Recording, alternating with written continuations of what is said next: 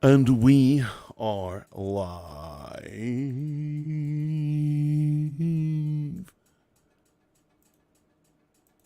Bitch.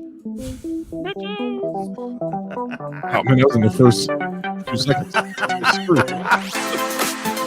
No one could make out what that was.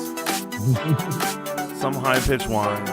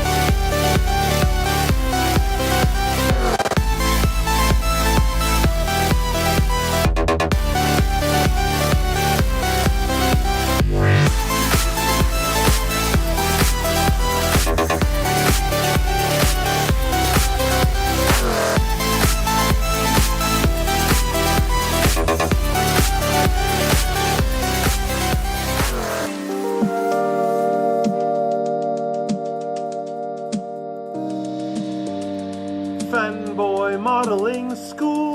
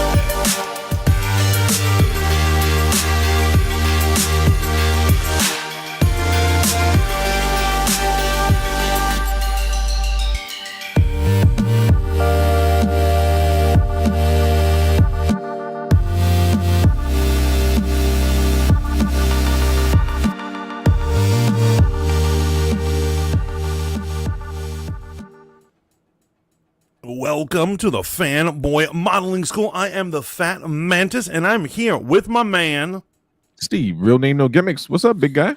A lot. So much is happening in the my headspace. We're going to discuss a lot of crazy things. This is what I entitled this episode, Race in America.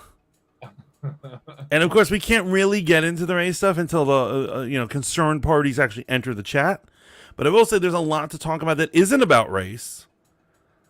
But things are fiery up in this United States of America. How are you, my friend? I'm good, man. As usual, I'm over here battling it out with Kick. What is the deal with the kickage? We got Rogue Radio up in here, and what up? And Demon Omega, he says hello. Yo, Demon Rogue, what's good? What's good? What's good? What up? Yeah, okay. Kick is live. Kick is live. Let me just go ahead and now that you got my full undivided attention, is there some type of stressful race relation issue in America? What's going on here, guy? Well, no. So as you recall, that I had on one of my other streams, right? We were discussing about the Jason Aldean scenario. Now, for those who don't know, Jason Aldean is a country singer.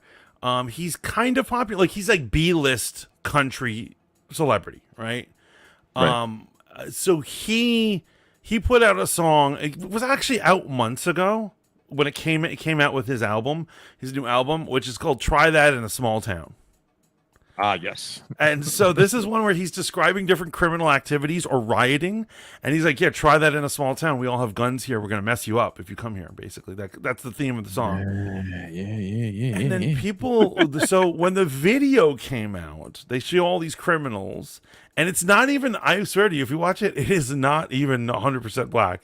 But for some reason, people are associating this with black people. They're saying that the people he's trying to shoot are black people.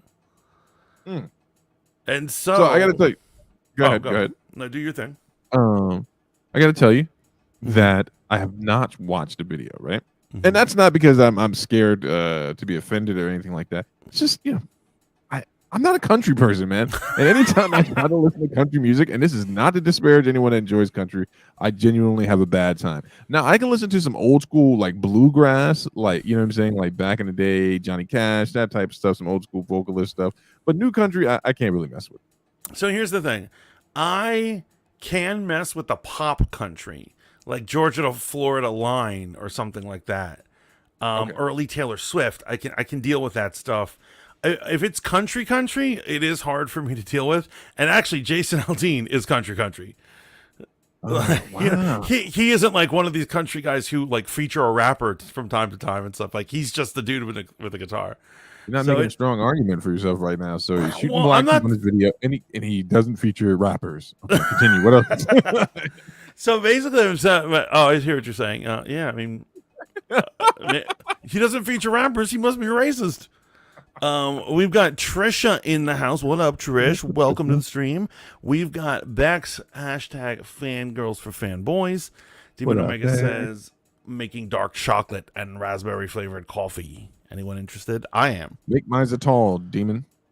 Trish says, I don't do country at all. It's actually funny. Country's becoming so mainstream that on the top 40 of a hot adult contemporary, you'll see a couple of country songs. Morgan Wallen's song "Last Night" was #1 for like weeks. Wait, has country not been mainstream this entire time? Is that what you're telling me? Because I don't think that's an accurate take. So I don't think they. Go ahead. So here's what I'm saying: when we were coming up, there is no way they would have played country on Z100. There's just no way. Oh, not Z100. No, Yeah, for sure. and nowadays they do. Like if it's a popular song, they will play it. Like Luke Combs did a cover of Tracy Chapman's song. They play that all the time. You know, stuff like that. Oh, okay. Okay. Yeah. All right. What up, Matt? Matt Cat, what up, brother, man? Is that where we're starting tonight, or do you have any other honorable mentions? Oh yeah, let's do it before we get into race in America. Let's do some honorable mentions. All right, what do you got, big guy? Surprisingly enough, I don't. Oh, I do have one, but I'll let you. You must have some sucks-filled YouTuber stuff. No, I don't, man. I'm done with the Adam 22 thing. Even though they're trending, Jason Love, Lana, whatever her name is, The Plug, and Adam 22 are absolutely trending. Like their search numbers on the hub, evil Google, have like skyrocketed, man. They're making money off of this. Yeah, they're animals. Yes, Bex, I did get a haircut last week. It's starting to fill in a little bit, but yeah, feels good to be look like a human. And then here's my actual honorable mention, man. I, as you know, love video games, right? Came up in the same era as you, arcade, true life. I saw this Instagram reel where Gen Xers were claiming to be the last feral children, when in actuality, our age gap, our age range for millennials, we're the last feral children. Oh, absolutely. Old millennials are the real ones. Yeah, we go outside, we break night, we stayed out for days at a time, and my parents didn't love me. I was in the streets, man. I was in the streets. Mortal Kombat 1, the reboot is coming out soon, man. And I was telling you in Shaolin that I've been catching up on the rich lore of Mortal Kombat. And I just watched some gameplay trailer for some more characters. And so here are some characters that are going to be in the game, right? Just released. So they're going to have Omni-Man, your boy from The Boys. What's his name? Homelander. Homelander? Gonna be in it. Peacemaker is going to be in it. Right? Oh, my God. That's going to be amazing. Yeah, and then now they showed some more character reveals, and they have like their own version of the Dora Milaje / Amazonian characters, who are these female warriors that protect the high royalty of Outworld. And this game is looking like it's going to be the shit, man. Like, it looks amazing, bro. Mortal Kombat still brings it. They absolutely still bring it. Now, I got to ask the unpopular question here. Mortal Kombat or Street Fighter? Who is winning this war? Now, I believe it was Capcom that said they don't need to ever do a Mortal Kombat versus Capcom game because they don't need Mortal Kombat. I'm just like, yeah, but that would be great for the fans. But what? Yeah, which side are you on, man? Do you fall on Mortal Kombat? Do you fall on Street Fighter? I know I'm going to get a lot of hate for this one. Okay. But I am a Mortal Kombat guy. Nothing wrong with that. Just because it plays both like a comic book and a kung fu movie. And I'm obsessed with both. Right. I like that. That. Yeah. So I'm more of a Mortal Kombat, and also the fatalities, of course. Yeah. Matt says Mortal Kombat wins. Yeah. Mortal Kombat wins. Steve, what did you catch? What do you catch up on? Okay, I want to catch up because I don't remember the whole story.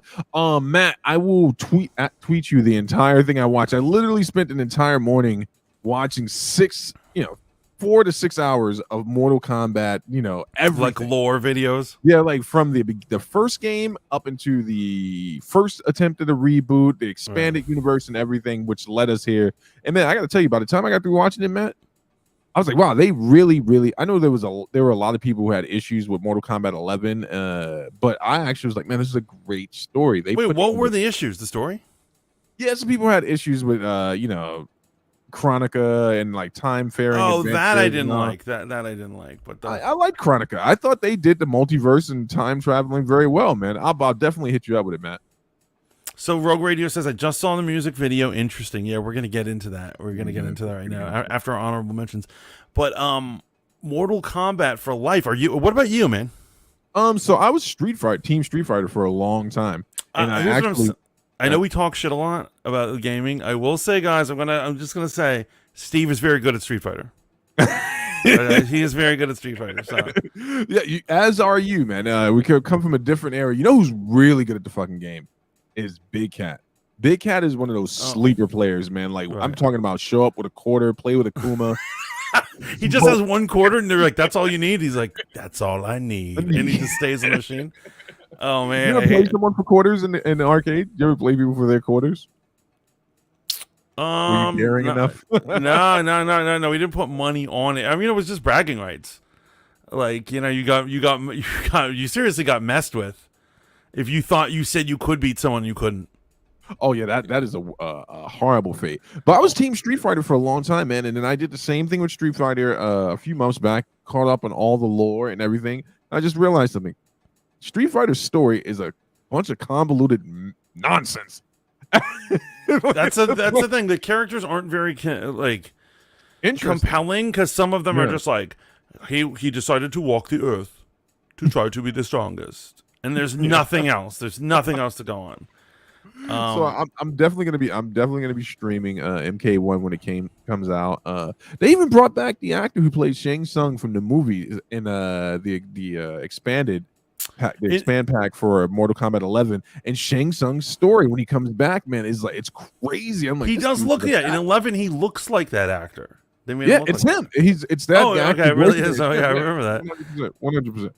All right, let's get off video games, man. What's your honorable mention? My honorable mention is something that Matt Cat said in the chat. He says, "Has your Twitter already turned into X?" And so I got to say something funny about everything going on Twitter.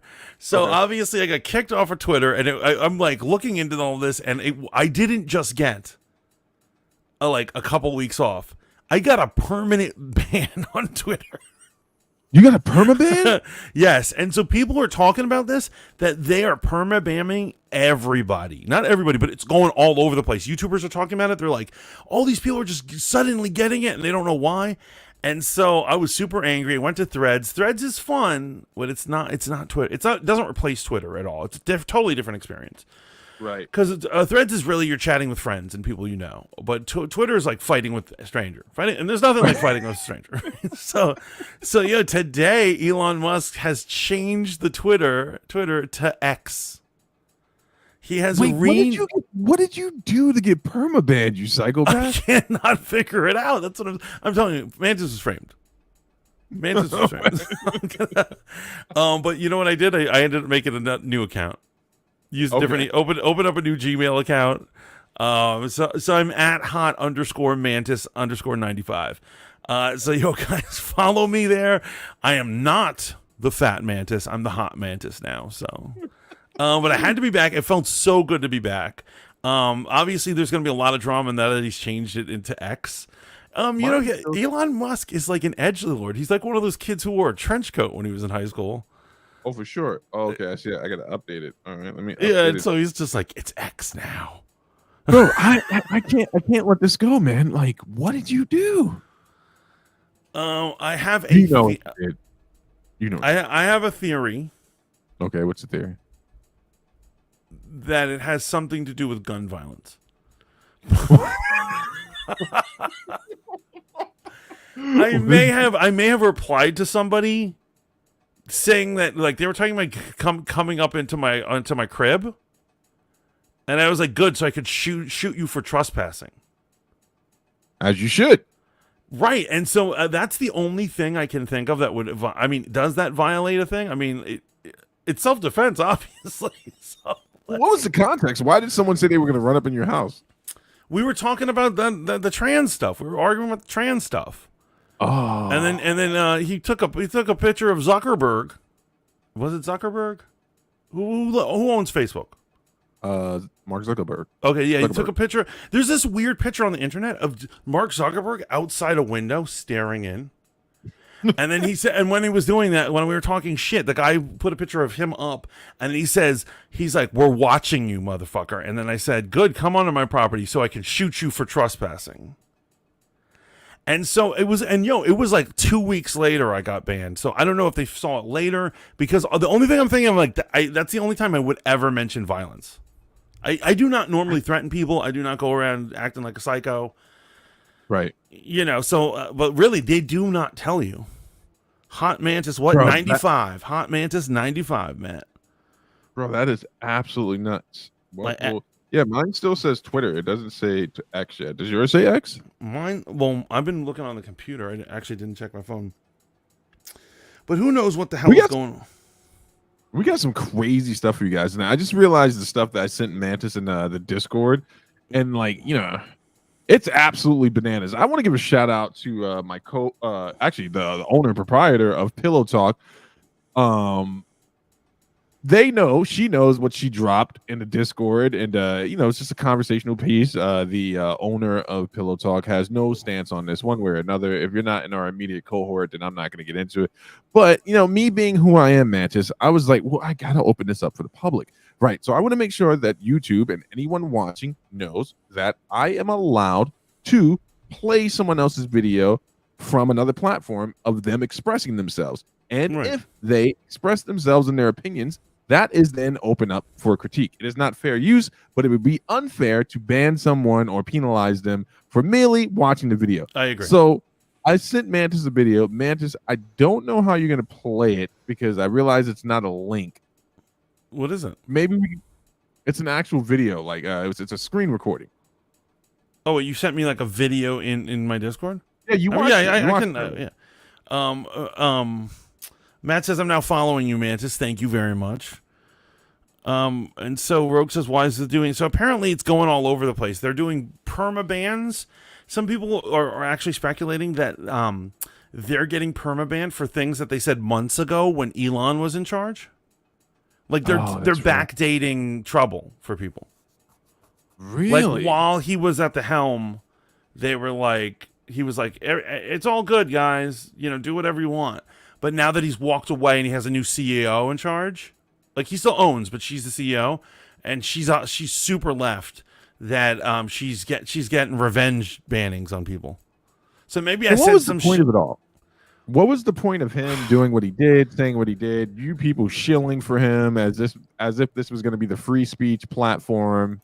You know, what was the point of all of it? It better go back to the free speech platform. Because wait, hold on, that's the one video we watched right before we started? Yeah. Okay. Yeah. Download it. Now the question is, if I posted that on Twitter, do you think I would get banned for the opinions that this person expressed? Obviously, I don't think I would. I don't think any repercussions. Well, here's what it is. You would not be banned because of what those opinions are. And so Twitter is owned by people, or not owned by people, because I think Elon Musk, I don't really think that he's, whatever. It's run by people who protect such thought. Right. You know what I mean? So, hey, if you put up a video saying there are only two genders, then I think you'd be banned.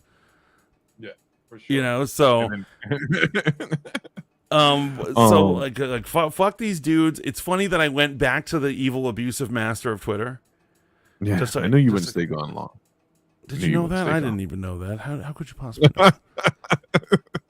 I knew you. I know I'm very predictable. But let's do this. We're gonna show the people the video. Yeah, we're gonna show the people the vid. Disclaimer: not for the meek of heart or spirit. I mean, it's not. I mean, I don't know if it's that bad. This is what I mean when the transphobia just comes out, the audacity and just the arrogance. Wait, hold on. Here we go. What were you saying? Start it over. So before you, the tweet here says, "Damn." Oh, the top of the tweet says, "Cis women can't have a damn thing, not even something as annoying as periods." It's blurred, it's heavily blurred, but that's what it says, and this person is responding to that. Let's go.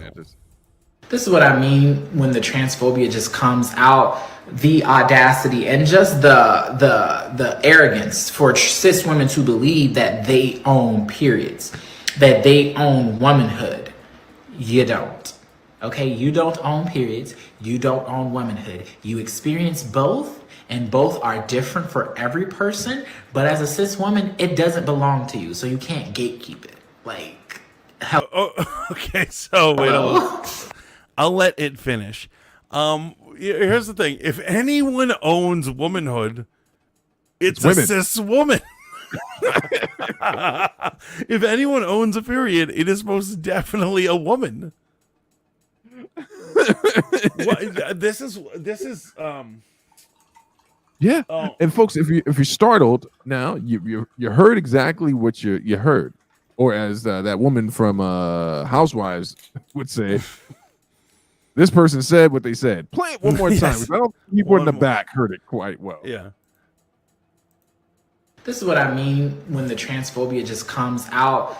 The Even that, we gotta talk about and that just phrase. The arrogance for cis women to believe that they own periods, that they own womanhood. You don't.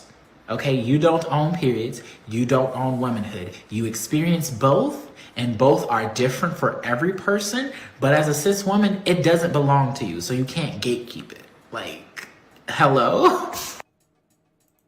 But you know what I love? That no evidence or thought or explanation to their opinion is offered at the end of it.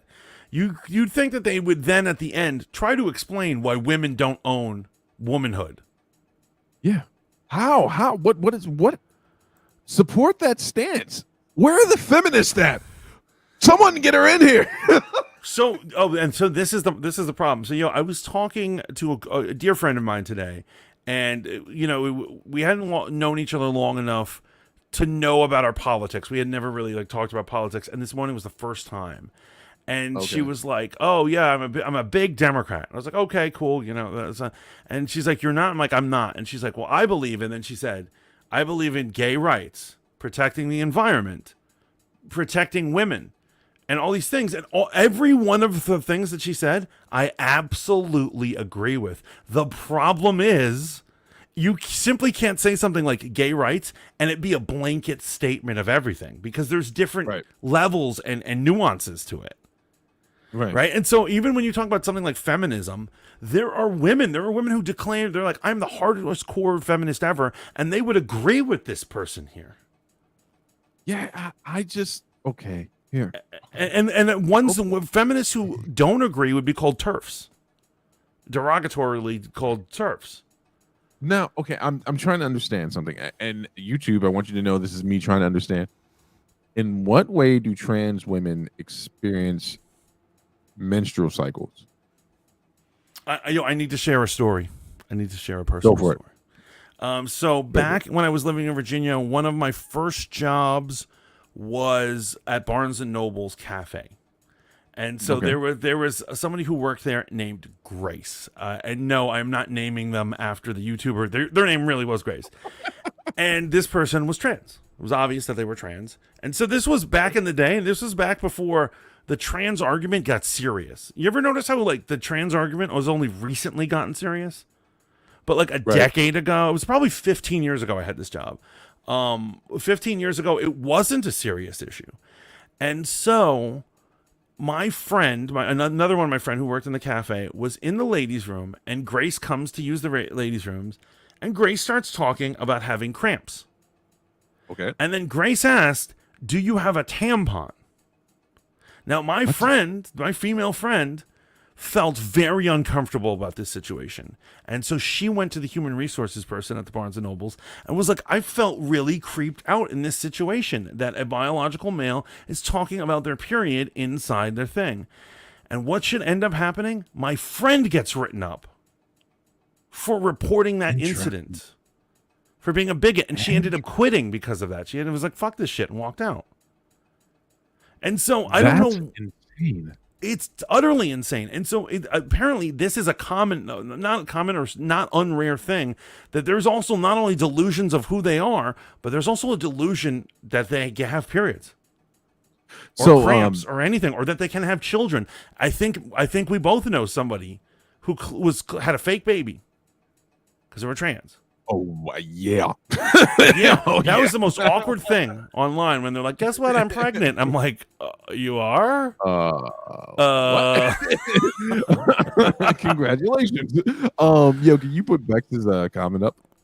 Which one? Log in into logging in and seeing a black X on my screen has gotten me frightened. Damn. No. Apparently, when they get period like symptoms because of the estrogen that they take. Still not a period. Absolutely not a period. Absolutely, absolutely not something requiring a tampon. Yeah, I'm trying to understand it. I'm trying to understand. I'm tempted to message my look at RM's comment. I don't know if I want to read that.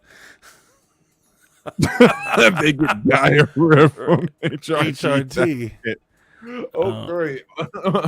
Yeah, RM, I'm glad you tapped in on this one because it's like, where is the line in regards to what's transphobic or not? I can't imagine being a quote unquote cis woman and trying to navigate these waters, right? Because there are some things that just are exclusive to cis women. I'm going to use that term, right?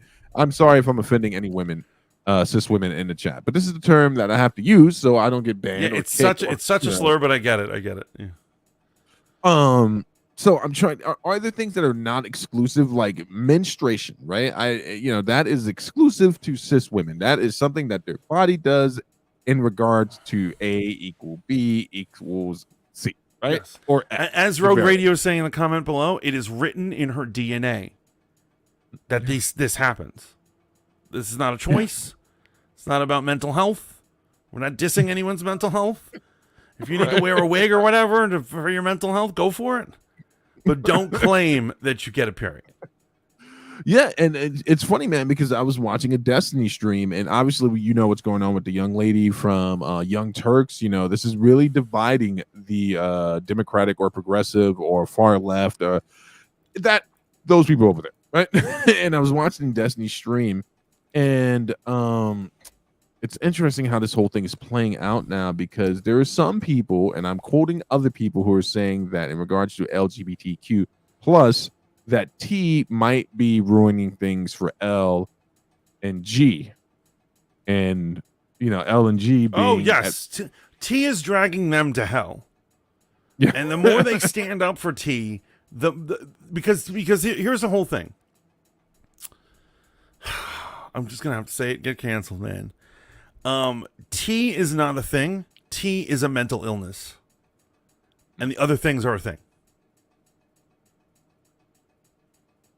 So let me give you a take. Let me give you a take, right? And watch me dance the line and use the appropriate verbiage, right? This whole thing is about rights, right?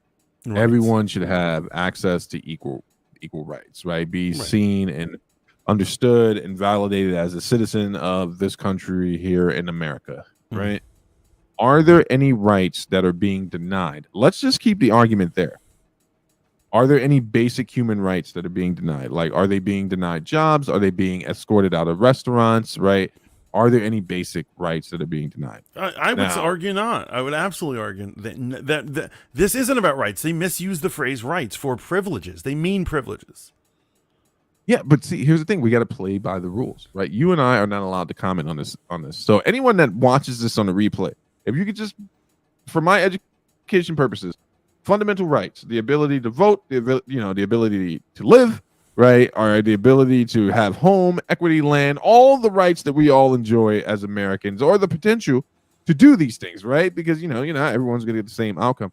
Where is it, right? So I can be a better ally to you.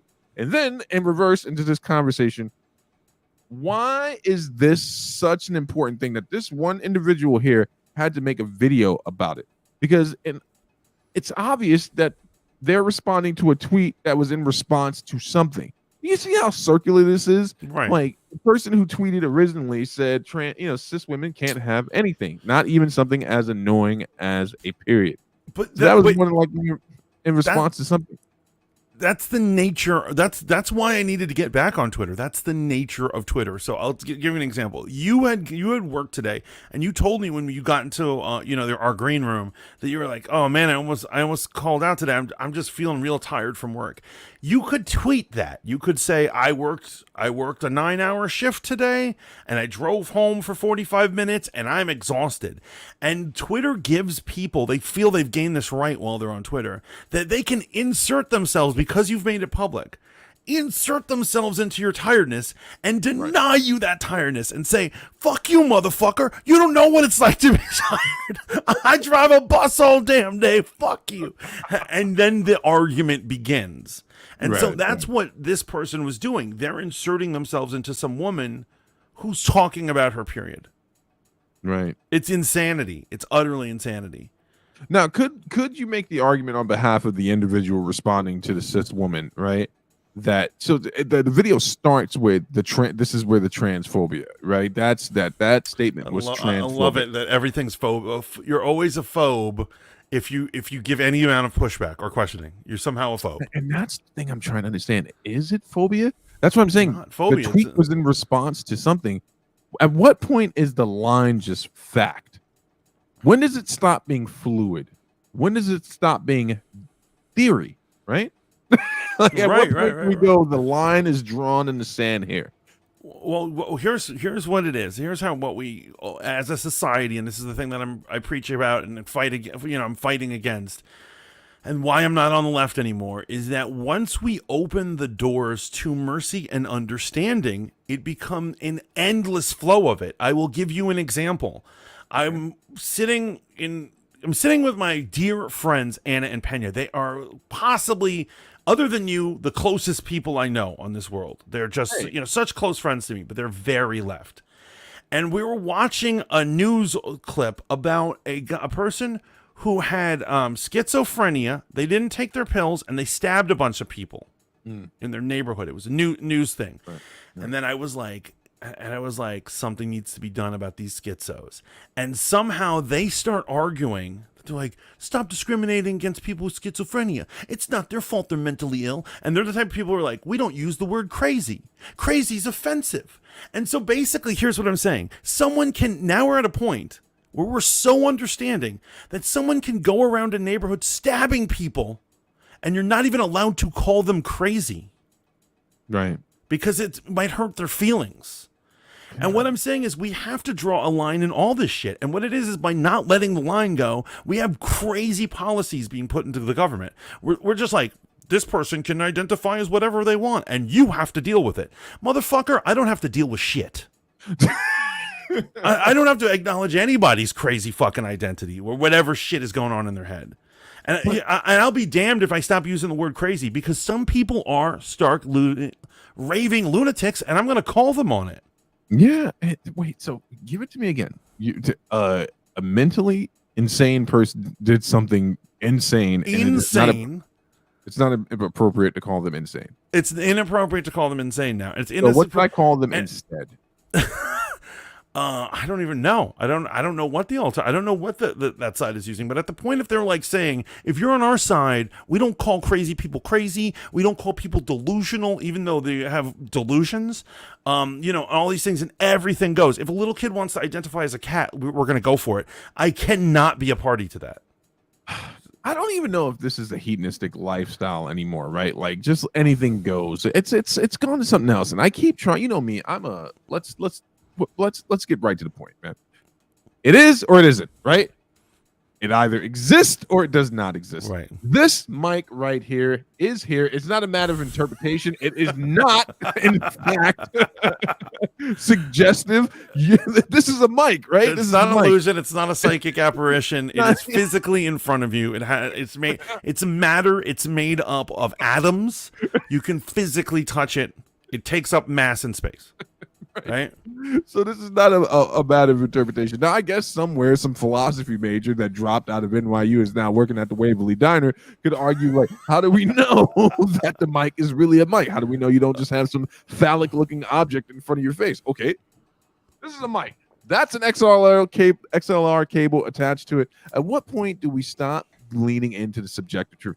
I told you I think it was the other day I told you one of the last Spoon debates I was in was with a very, very confused human being.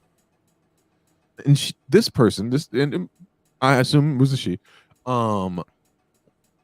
came at me because I said, there are just objective truths that are undeniable, and we cannot remix words to better validate our stance, And they were like, words are subjective. I'm like, what? What did you just say? That is the most silly I've ever heard in my life. She said it, and then like a bunch of people like came to her side of the table. They're like, "Yeah, words are subjective," and I'm just like, "Well, what's a dictionary for?" Yes. Why do we have dictionaries? Words are not subjective. And I'm saying, is that what's going on? Because that's what you remember when Chappelle said, "I'm not going to get into an argument with you because I know trans people like to make up words to win arguments." And so, when they're using all these crazy words like intersectionality and blah blah blah blah and all this stuff, it all seems made up, right? Right. And so they're making up words as they go along to win arguments. So here's the thing about intersectionality. Everything starts off in a place where it made sense. The first time I heard that term intersectionality, where different oppressed people or people groups met at an intersection and saw a commonality between each other, right?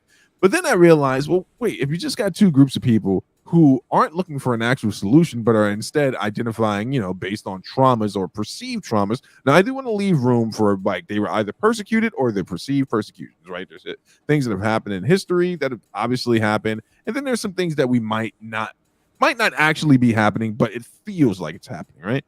And that's where intersectionality just kind of went on a different place, right? And it all got really strange when I saw Linda Sassoon, a Sharia-believing Islamic woman at the woman's rally. And I was like, that's when I was completely done with the left. I was like, holy smokes, y'all don't even do your own research. You don't know who this they is. don't. And they keep doing this in public where they keep acting like hardcore Muslims from overseas are gonna be on their side. Yeah. And then when they see they're not, they're like, who corrupted you?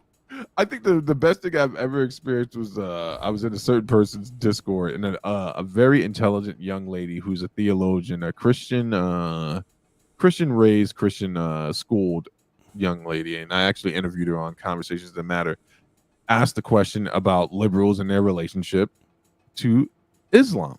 And that person's Discord I was in tagged me. I can't remember what the question was exactly. And I was like, well, since they tagged me, I'll take the time to respond to this. And it wasn't to refute what the young lady was saying. I was like, here's the problem. Liberals are fundamentally confused and terrified at the same time of Muslims. Because on one side of the table, they're like, protect people of color. And here we have a group of people of color. But just as quickly as they say protect people of color, if they would only read the Quran, they would see that it stands in stark contrast to everything that he believes. And this causes a dissociative disorder in the liberal's mind where it's like, you're brown, I must protect you. I'm telling you, there's no greater experiment than the Islam is right about women thing. When the guy went around the town, the liberal town, and put up all these signs, and people would call the cops, and then they'd film them. This is such a great experiment. They were like, "This is harassment," and the cops like, "What's wrong with the sign?" And they're like, and the liberal couldn't explain it. Because what it is they know inherently that why they're offended, because they have an inkling, even if they didn't read the Quran, they have an inkling what the Quran says about women. Oh yeah, absolutely. But they can't admit it. They're not allowed to admit it because they're too busy protecting that group. The coding starts to break. Message error 6. Yeah, they're robots whose brains fried out. Rogue Radio says, I have talked to people in the shelter at work who were trans. I understand why they believe they are a different gender. Some have past traumas and they're still healing from it. Yo, I'm definitely not like throwing these people away, marginalizing anyone's trauma. I'm not. Yeah, at all. Yeah. I know. I feel you. I bet every one of them, even these people that we're arguing with on the internet or this woman in this video, I bet it is all from trauma. It is sad, but my argument would be they need mental health, not for us to affirm them. And if Rogan, if that was in response to my comment about intersectionality, there are, like I stated, there are hardships that people have experienced, and then there are perceived traumas, right? And this is one of the great things about solution-based therapy. If people were partaking it, it lets you hold a mirror up to yourself with what actually happened. What is the trauma? What did happen versus what I perceived happened, and that's where healing starts in those type of situations.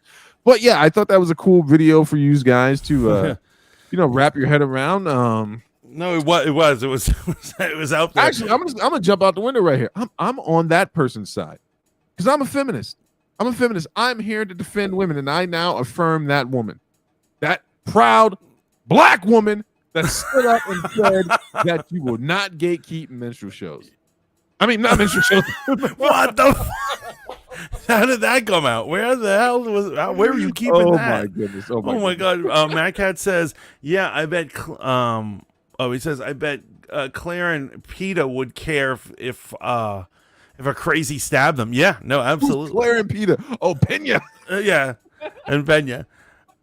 He says, I saw that story, by the way, Mantis. Yeah, I mean, it was like this news story about like this, kid off their meds or whatever. It's nuts. Oh my goodness. Oh my. But people like the trans person in the video is just BS. It is, because here's what it is. We've created these vehicles, namely Twitter, namely TikTok, where people can say crazy things, and we're like, well, that's all right. Right. And it's like a, what do they call it? An echo chamber. Yes. Where I bet you there's a million people. I bet you thousands of people agreed with this person.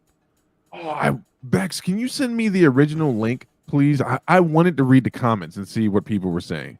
And in fact, I wanted to send it to an acquaintance I have that's a feminist and get that person's take on it, because I actually brought that up one time when I was talking to this person. I was like, we need to talk about the turf situation. I need to understand, where's the disconnect there? Like, is that not the truest form of feminism? I would argue it is. They're the real feminists. Honestly, if you claim you're a feminist, but you're arguing for the rights of a biological male to take away the achievements of women, you are not a real feminist.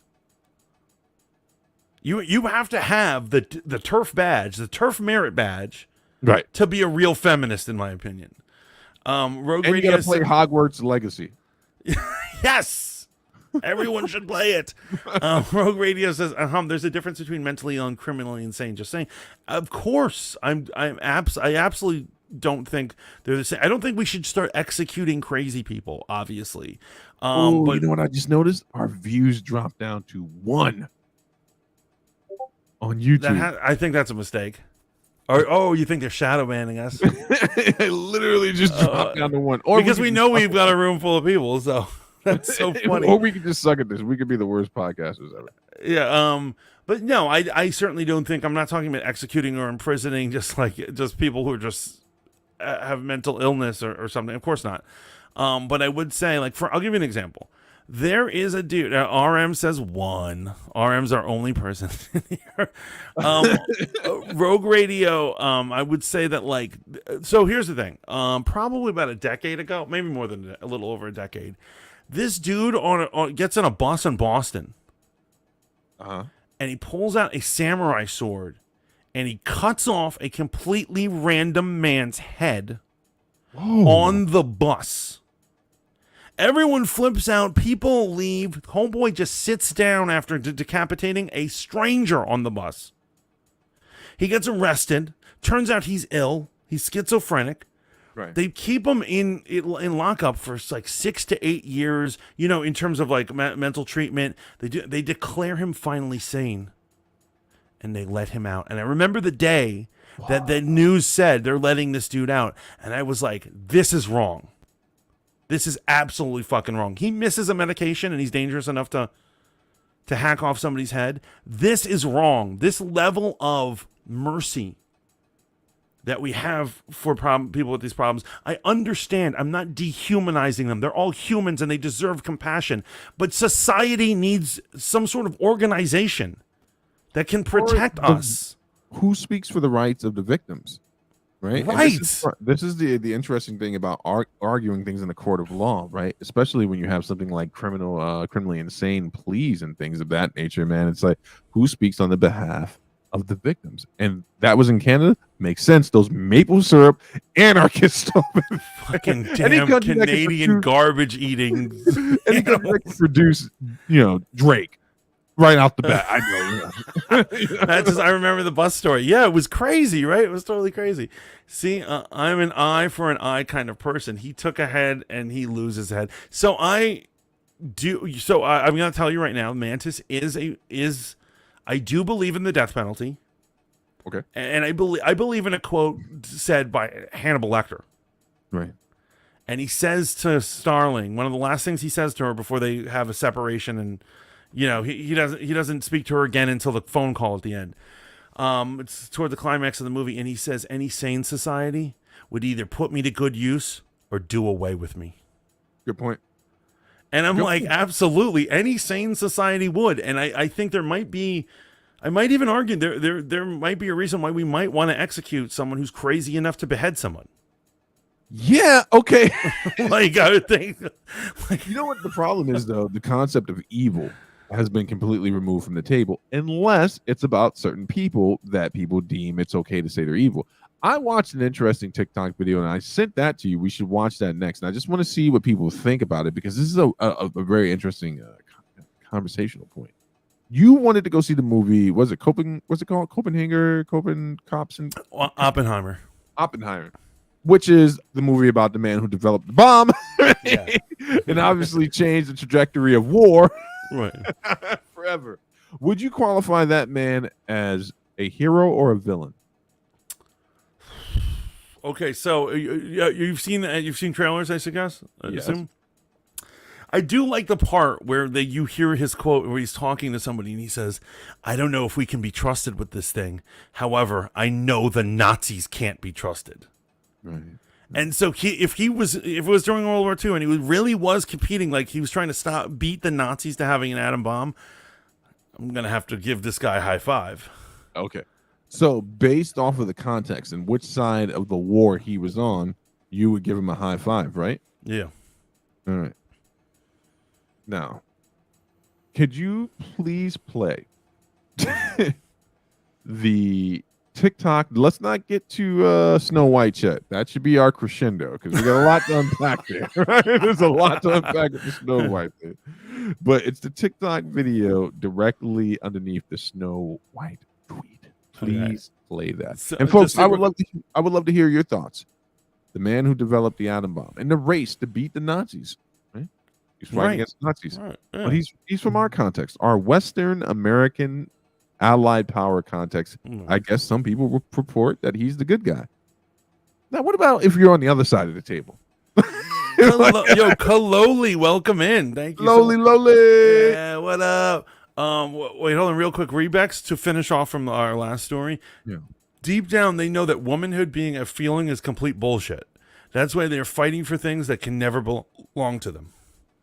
Yeah, I don't understand why you would want ownership of something as uncomfortable as menstruation. Like, how does that validate anything, man? It's like I would want to stay as far away from that as possible. But Right. I guess, is that the last fig leaf? Like, does that really validate the point of, right? Because I don't know, there is a war being fought in words here. And again, I have to be careful what I say. This is Steve the philosopher, but a war is being fought for words, and it started with culture. I believe in the culture war, and unfortunately, no. Culture war.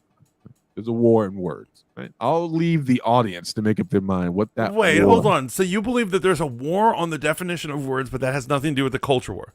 Listen, no. I've been fighting this fight for a long time on Fanboy by myself. I've fought you all on this subjective truth argument multiple times. Wait, hold on. Let me reiterate it for you, Broham, so we can say, I believe that everyone has their own truth. No, but I do believe. Let me finish speaking. Let me finish speaking, you animal. You savage. I believe let me finish speaking. Let me fucking finish speaking. Jesus Christ. Everyone has their own experiences, look for experiences. Okay, but above all of that, not even experience, truth. No, However, above all of that, I'm speaking, bro. Above all of that is the truth. Listen to me, and I want you to hear me carefully. What is the definition of the word truth? Well, let's look it up.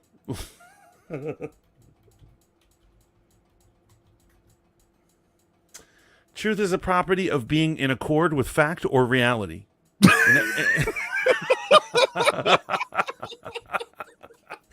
That's a good definition, by the way. I never even thought of it. It's being in accord with fact or reality.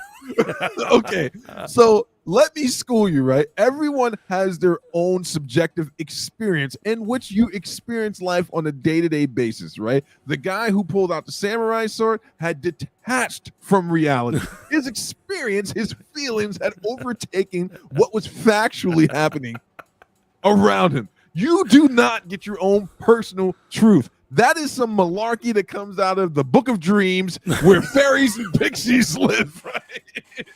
Okay. Your Uncle Steve will school you on this. your subjective experience is always subordinate to truth, facts, right? Now, how we determine what's true is based on facts.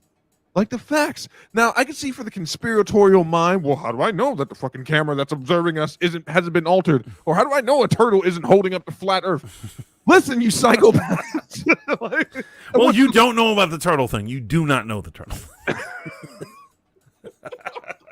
You listen to me, you psychos. There's truth and then there's experience, right?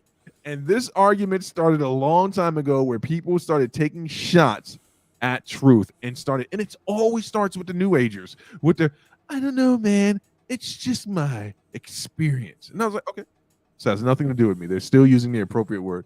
And then one day I woke up and people were like, I don't know, man, I'm just really living in my truth. And I'm like, what's happening right now? Like, Yeah, I was at a dinner party when it happened, and I just kind of came to like, what did he just say? Did he just say he had his own personal truth? That's like walking into a church and saying you have your own personal God. No Christian is going to stand for that. No one from the Abrahamic faith is going to stand for it. And you shouldn't stand for it if you're an atheist. You don't get your own truth. But that's where the war of words started. And it's because of people like you who wouldn't stand with me. You who wouldn't stand with me. And you want to validate and grease everyone's personal truth. I'm like, no, bro, you don't have a personal truth. You have your life experience. I'm hard to even give you that. Your own personal experience. The war of words have led you into your quote unquote culture war, and you wouldn't stand firm when you needed to stand firm, and the line kept getting pushed back. And that's why I'm on their side now.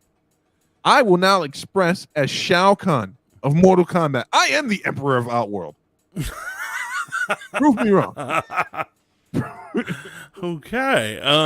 No, I think you've done a really good argument in this particular case. Like today, you've done well. No, I've always done well. You're fucking denial. Are you gonna let me finish? Because I was about to praise you. Are you gonna let me finish, guys? No, I'm not NPC. But no, I think you're right. I think experience is a better word for it. And I think I will demand that people use that and not try to say truth. Yeah, this is why I don't let people finish talking. I think you should adopt this too, right? If you've made the same point over and over again, you saying the same wrong thing over and over again doesn't make you any more right. You need to let people finish, though. So not if you were saying something factually wrong. But you're not the arbitrator of what is factually wrong. Wait, did we not just determine that my definition of truth was the correct one? No, but you're not the arbitrator of truth. No, I'm just reminding you that, in fact, you are wrong. And I want to stop you from saying anything. Okay, enough of this shit. Let's just watch. Reverend says not only was Vincent Lee was allowed to go free, he changed his name and got a new start. See? Honestly, I wouldn't mind if the Punisher caught up with him. Listen to me. It starts with the crystal rubbing. It starts with the yeah, man, I'm with you. I hate the NPC things. It starts with the it starts with the crystal. I know you don't get me started on New Agers, man. Don't get me started. Did you know about the NPC streams, right? I don't get it. I don't get into that stuff, man. It's I'm short here on the world, but I try not to spend too much time on TikTok because I find opinions like those floating around everywhere. But I do want to challenge the minds of people with this next TikTok video. Who determines who's the villain and who isn't the villain based on their side, right? I mean, according to some of our more respected alt-right people like Nick Fuentes, in regards wait. Okay. I am not associated with this man right here, Steve. I do not know who he is. I don't even know how we got on this stream. Wait, you're for free speech, right? I'm not on my streams. You're not for free speech on your streams? Yeah, people can go find their own. Yo, you remember this? I have shot people down before, and you're like, you didn't let them talk, you didn't let them do their thing. I'm like, this isn't a free speech platform. The Mantis' streams aren't. This is a shared experience, but according to Nick Fuentes, some things might even be in question. Why do you keep saying his name, bro? You're making me feel real uncomfortable. Why can't we say his name? He doesn't have a hook in his hand with a pimp jacket on. He's not going to come up behind you and say, I wouldn't be surprised if he pulls off the sheet, comes down, and he's back there. Oh God. Wait, hold on. So you want me to do the one under Yeah, the one underneath the confused young lady in regards to Snow. Video currently unavailable. No, did they take it down? Must have taken it down. Yes, they took it down. Holy smokes. Okay, well, there goes that. Damn, I wanted to know what it was. So Yo, Rebeck says leave the crystals out of this. I can't leave the crystals out of it because it's all connected. Matt says I agree with Mantis, Steve. You should let people finish.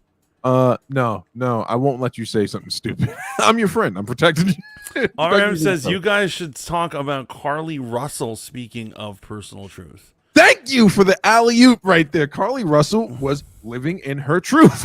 Right? And her truth was that there was a baby walking on the side of the road at nighttime, right? And she stops the car. Now, when I first saw that, I was like, man, this young lady was abducted trying to do the right thing. And actually, there is a scam going on where people are putting cones out in certain areas and they're carjacking people because they're thinking they're coming to a hazardous stop. So when I saw this on IG and a young lady was trying to assist a child, and then she was potentially abducted because the original statement was that she called the police, said, hey, there's a small child walking on the side. I'm pulling over to grab the child. And then she was on the phone with her family and, talking while she was aiding said fictitious child. And then the phone call went silent. Could you imagine that? Put yourself in a family member's shoes. Oh, my God. That would be great. That would be absolute great. I would get down there myself personally. Yeah, and so it wasn't catching a lot of national news or anything, and it got the hashtags on it moving on IG, and that's how I came across it. And then it became national news. Everyone's heartbroken over the situation, and then she shows up at home. Now you are not as old as me, so you don't remember this. You're 27. I'm 42. There was another young lady when I was growing up that had claimed to be accosted by they didn't use the term white nationals back then, but she had been accosted by some white men, and they had I think burned a swastika, some cigarettes on her, some shit like that, and they raped her. And this was the claim. What was her name? I'm not saying the name. Al Sharpton got involved. This is how serious it was. Al Sharpton got involved, and he's petitioning for justice for this young lady, and it all turned out to be a hoax. And then we all move on to, of course, Juicy Smoulier, right? Who claimed Juicy, why'd you do it? Juicy. And here's the Juicy. Here's the problem, right? Is there potential for this type of stuff to happen, right? Could two crazy people attack you while you're walking down the street somewhere? Obviously. All right. Could it happen in the south side of Chicago? Don't know if they would be MAGA supporters. Right. Because why were they driving in that neighborhood in the first place? Why would MAGA?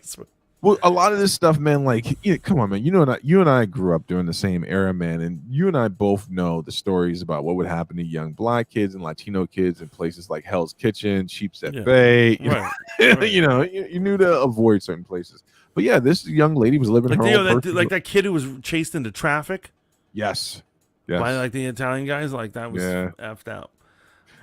So Carly Russell, did you have any thoughts on that, man? So I just don't understand why people do this stuff just for attention. What is the goal? I just said it, attention, but really you're gonna fake an abduction? Because she later on, when she ended up being found at home, she continued the story and claimed that she was abducted by a white dude and a white female.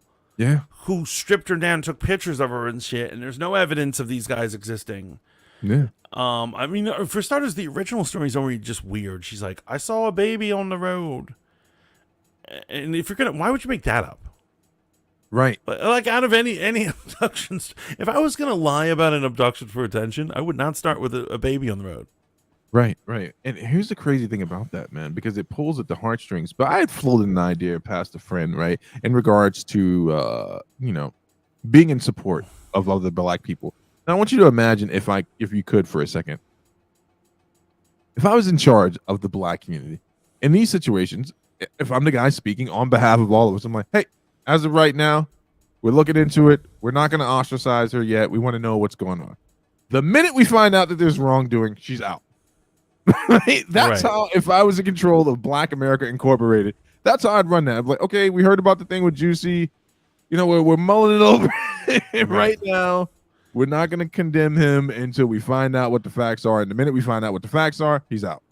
This was a heartbreaking story because the fact of the matter, her mother. See, RM got it for you, Tawana Brawley. RM follows everything, man. RM knows. Her mother came out and was like, she was fighting for her life, and she was fighting mentally for her life. And I just don't think they understand what they're doing here. You know, if you really do believe that there's an evil cabal of alt-white motherfuckers in the background after your rights, this only dampens the argument that they exist. Right? This is fucking hard. This is really damaging the black community. I gotta say, here's what I'm saying. Out of all the videos I've seen of it, the worst one I saw was people making fun of the parents. And they have video of the parents, and it's right when they thought she was abducted. Right. And they're like, our baby, she's strong, she's gonna make it. And people are like, oh yeah. And they're acting like they're in on it. They don't know their daughter's a fucking idiot. You know, get off their dick. You know what I mean? They're worried parents, you know. So wait, let me tell you what go ahead, brother. Go ahead. I hate it when they do shit like that, but I don't understand this woman probably needs to be locked up for mental, you know, they need to like scan her brain or whatever and see what's going on there. Absolutely, man. And it's crazy because #believe women, right? Sarah Paulson, fucking Sarah Paulson. I love Sarah Paul. I love her so much. But that fucking statement, she's just like, we just need to believe women. I'm just like, that is the most illogical thing on earth. You're right, because you should not believe men. Holy shit. Not only did they remove this video, they completely deleted this person's account. What was it, Steve? Oh, shit. Okay, I knew I should have screen recorded it. So essentially, this was a young Islamic lady. Actually, Da Vinci sent me this.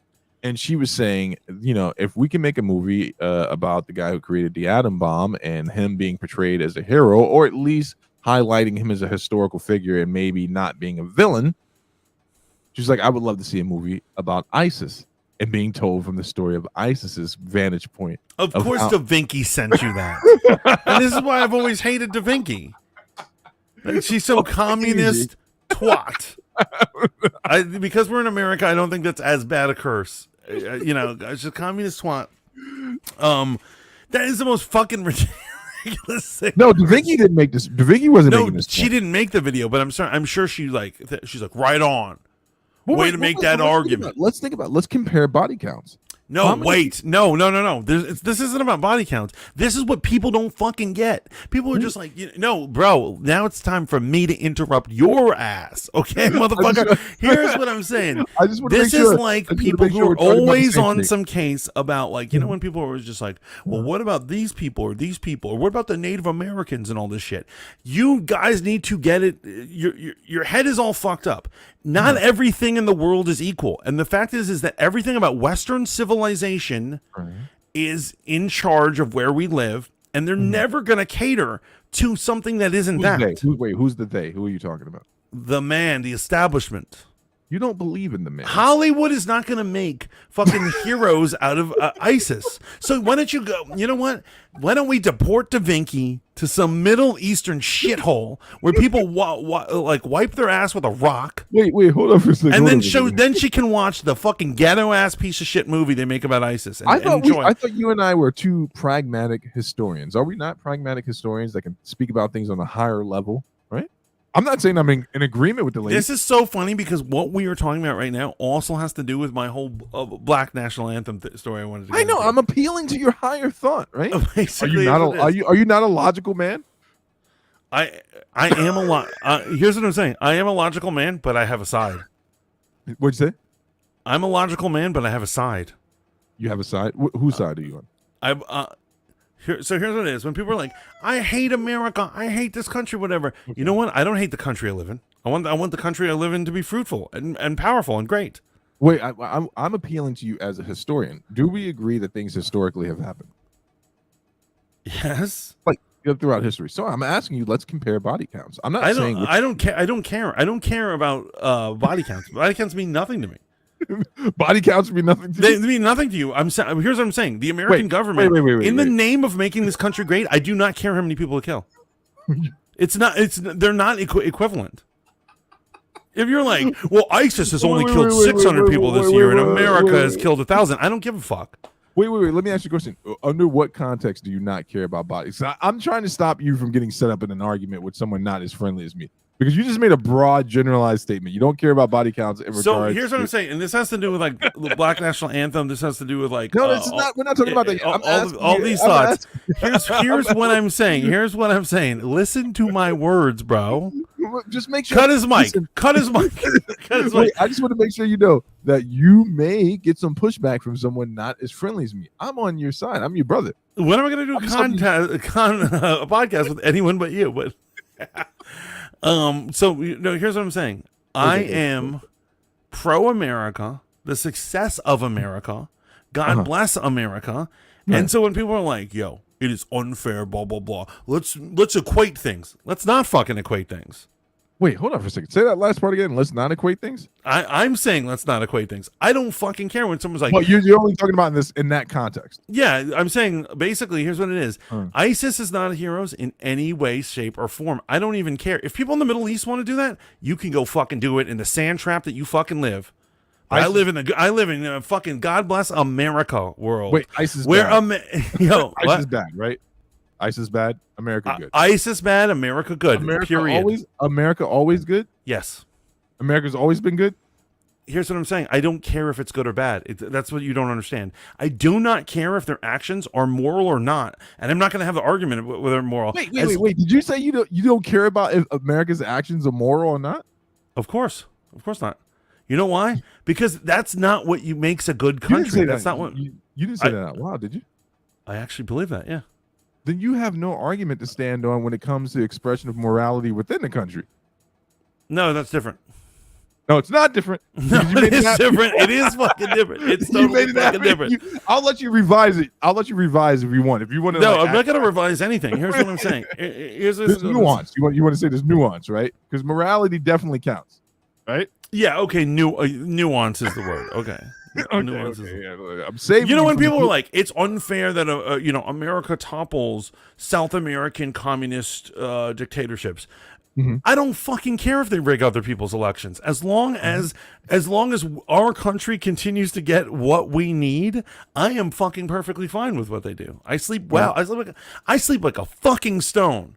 Knowing that we fucking bomb people in the Middle East. There, I fucking said it, motherfucker. And you can tell Da Vinci, who I'm planning to get deported. I'm gonna try to finagle that. I'm gonna send her whatever. Again, Da Vinci was not in support of it. She just sent me this. She is secretly in support of it because I know what type of person she is.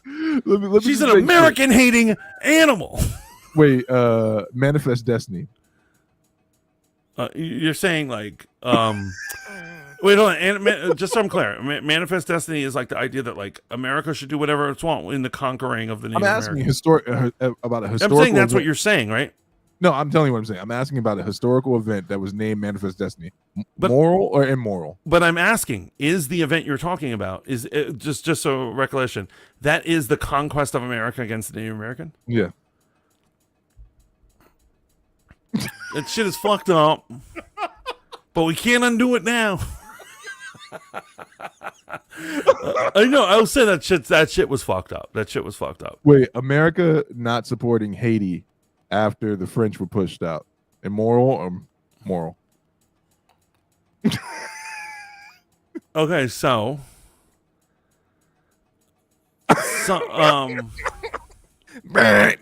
message error 369. No. Here's what I'm saying. America's got to do what it's got to fucking do. Right. And what does that mean in regards to Haiti? So here's what I'm saying. Personally, if I was in charge of America, I would be like, help them out. They're a small number of motherfuckers. Like the craziest thing that they're not helping is because they're just such a small number. There's an insignificant amount of Haitians. It would cost this country nothing to help them. Like nothing compared to, but I understand why America doesn't help tons of places or people. Okay.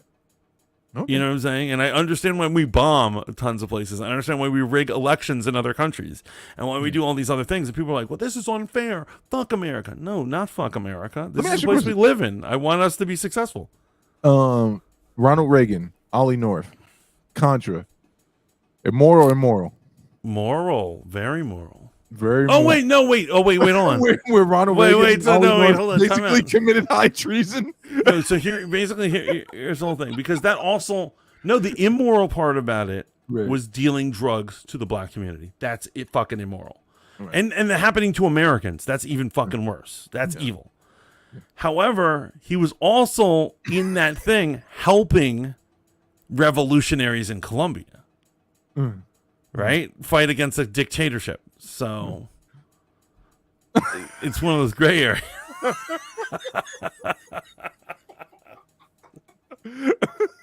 There's one good, one bad. It's like, what do you pick? I don't know, man. I don't know.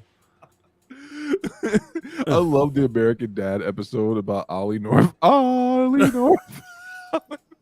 All right. So Okay. I've kept you on the hot seat long enough. You have kept me on the hot seat. Very hot seat.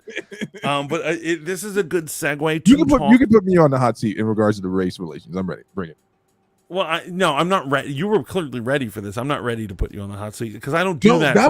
That was all off the top, man. That was all off the top. You're that evil. So you had an interesting stream the other night at Men Supporting Men with your co-host Victor Viking and Derek. Yes, and we were talking about Jason Aldean, and it eventually ended up into somehow talking about black nationalism. I'm sure it was Bax who brought that up. Now wait, was it black nationalism? No, or was no. it okay. No, it wasn't really black nationalism. I, of course, am exaggerating for theatrics, but eventually we got to the Black National Anthem. How we exactly got there, I don't know, but there's discussion, and so some people were like, "Well, Mantis clearly doesn't know his history, and he's saying all this shit." So you're and I just wanted to clarify that and like get it underway. So, at the time of the stream, I didn't know. I will declare that for a national anthem that I don't like, and I think divides people. Yes, I didn't know the history, and so when I said that's some Black Panther shit from the 70s, clearly it was an ignorant statement. So I looked it up afterwards.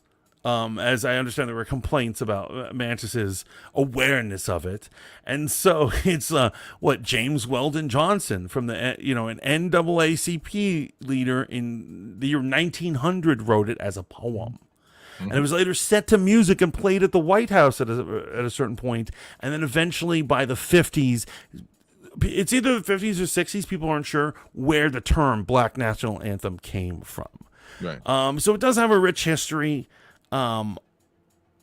But still, I do not think. I just wanted to let it be clear as to my thoughts on the hot seat that you just had me on are very similar to this. People are like, "So what? You don't like the black side of you? You're against the Black National Anthem?" I'm against it. The thing I don't like about it is it divides the country, and I want anything that makes America strong. I like.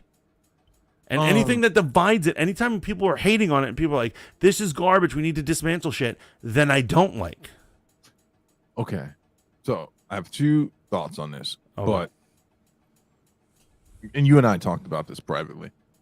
And if you're okay, I'll bring up our private conversation. Oh, yeah, In regards to the Black National Anthem, right? If it was expected for it to be sung at the White House as a part of a normal daily routine, I would say that is wrong, right? It has nothing to do with that institution. It's the national anthem because that's what unites us, right? Now, if they want to play it at, say, a baseball game, owned by a bunch of rich people, and it's technically still a private organization, that's their prerogative, right? I have no issue with that. The divisive part about it, I could see where some people have made it divisive, right? But in actuality, the song itself is not played anywhere where it could really divide anyone. Right. It's not in any real, clear, serious situation. I just here's what it is. It troubles me that there is a black national identity that is like we need to be separate from regular. So now you're talking about two different things, and I know where you're talking about. So you're talking about the black spaces, right? Right. And this is where I had to give you some pushback. So I'm getting in the hot seat now, right?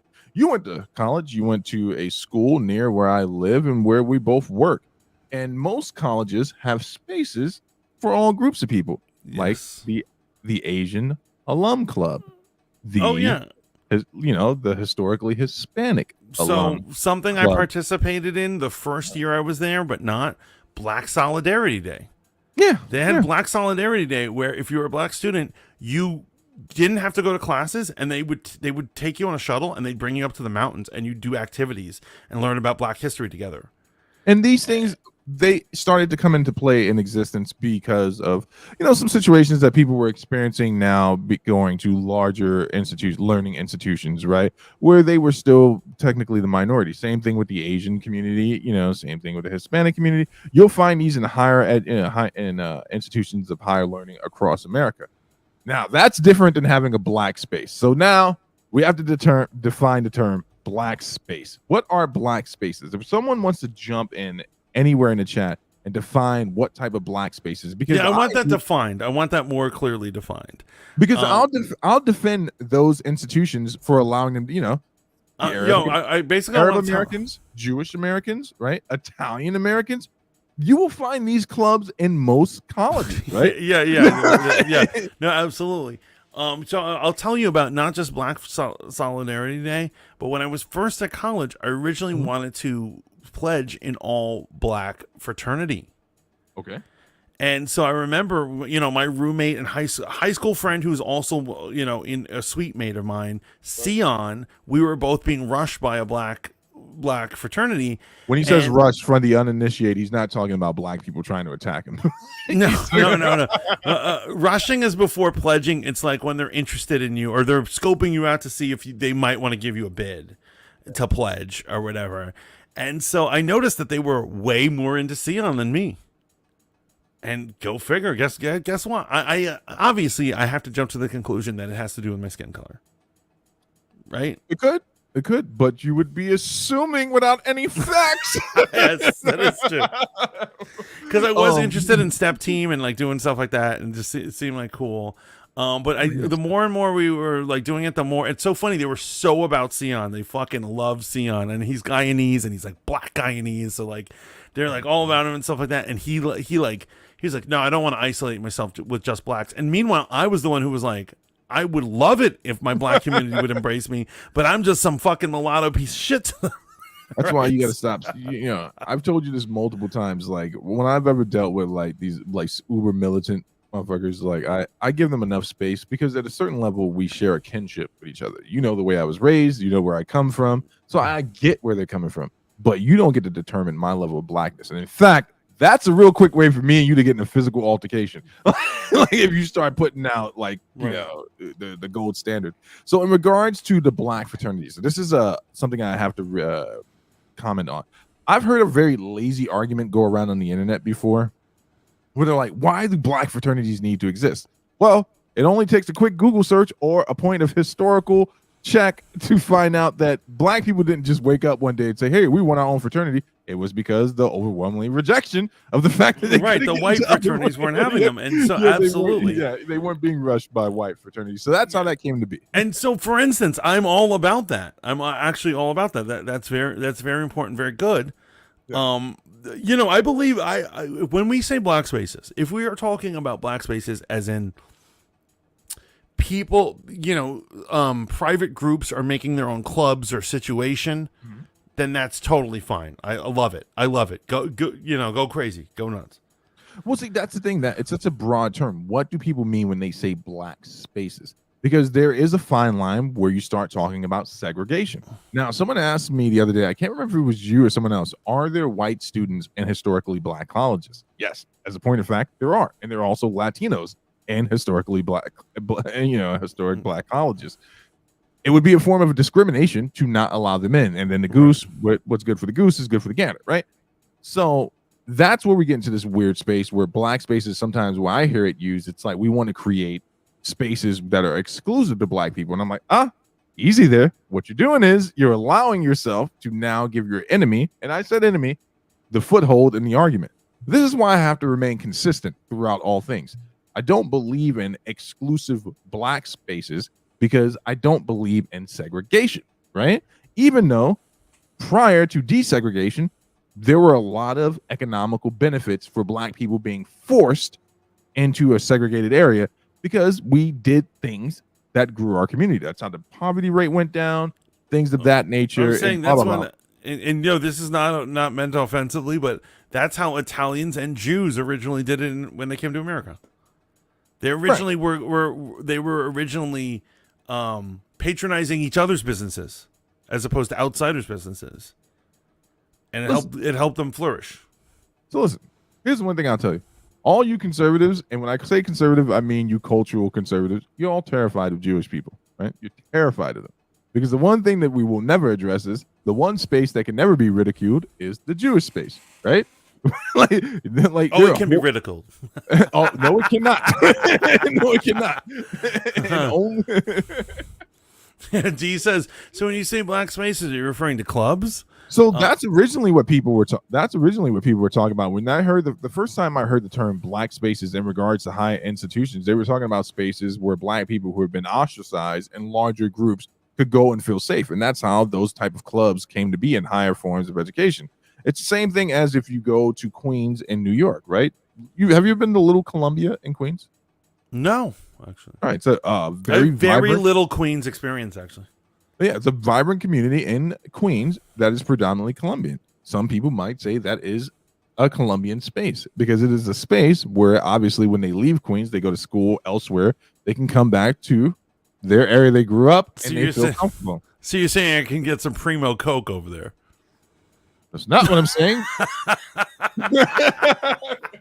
It's not what I'm saying. I'm trying to define the term space. I think Bex put in a definition here. Let's get okay. And so real quick, Matt says, yeah, Rush is crazy. Shout out to Tri-Tau. Yeah, he's a Tri-Tau Kappa Sig.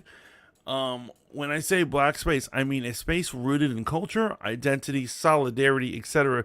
Spaces where we can escape negative stereotypes. But like what, like how would that, in your vision of the black space, how does that root into society? So are we talking about stores that only blacks can go into? Are they personal clubs? Are they schools? So clubs is not the correct word. Like again, like let me ask you a question. Have you ever seen the Asian American club in like say Colombia? Would you say that it's negative that they have that space? No. I mean, I dig it. Would you say that the Latino fraternities should not have a space where? Oh Latinos... no, I love all that situation. You know. So I think that's what most people mean when they're saying spaces. Unless I'm missing something. What do you think people mean when they say spaces? Well, sometimes I am worried that like if we're talking about policy, are we talking about like schools that are all black? So here's what I'm saying. Check this out. In Canada, you have the right to send your kid to whatever school you want, and they will bus the kid in. And the three schools are: you can send them to a Catholic school, you can send them to a Christian school, or you can send them to a secular school. Thank God Canada recognizing that Catholics aren't Christian. Let's give a shout out to Canada. I think you're missing my point right now. The point is, would we have a system in America where we're like, someone's like, well, I opt to send my kid to an all-black school? Because honestly, here's what I'm saying. I understand that there'll be benefits culturally in that, but I think generally that will hurt society. So yeah, I think those are two different arguments again. Like I think not two different arguments. I think those are two different things, right? Like I don't believe in segregated schools, right? You know what I'm saying? I believe in schools that do their job, which is to educate a child, right? Educate them on all historical events, no matter how it may make the country look or not look, right? Don't even get me started. I am so freaking pissed at this whole, I don't know what state it is, fucking trying to say that there were what is it? There was something like there was benefits to being enslaved.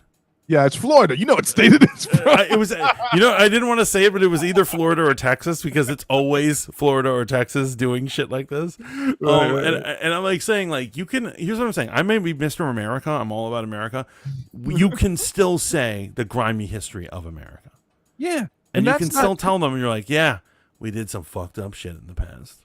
Bro, listen, I have no problem with Latin American studies in college or in high school, right? I have no problem if that's if that's a prerequisite in a school, if you actually are fortunate enough to go to a school where something like that is studied, I don't have a problem with it because it's we're talking about a point of history, right? As long as no agenda is being presented with the history and we're just reporting on history and studying it, that's how historians do it. I'm fine with that.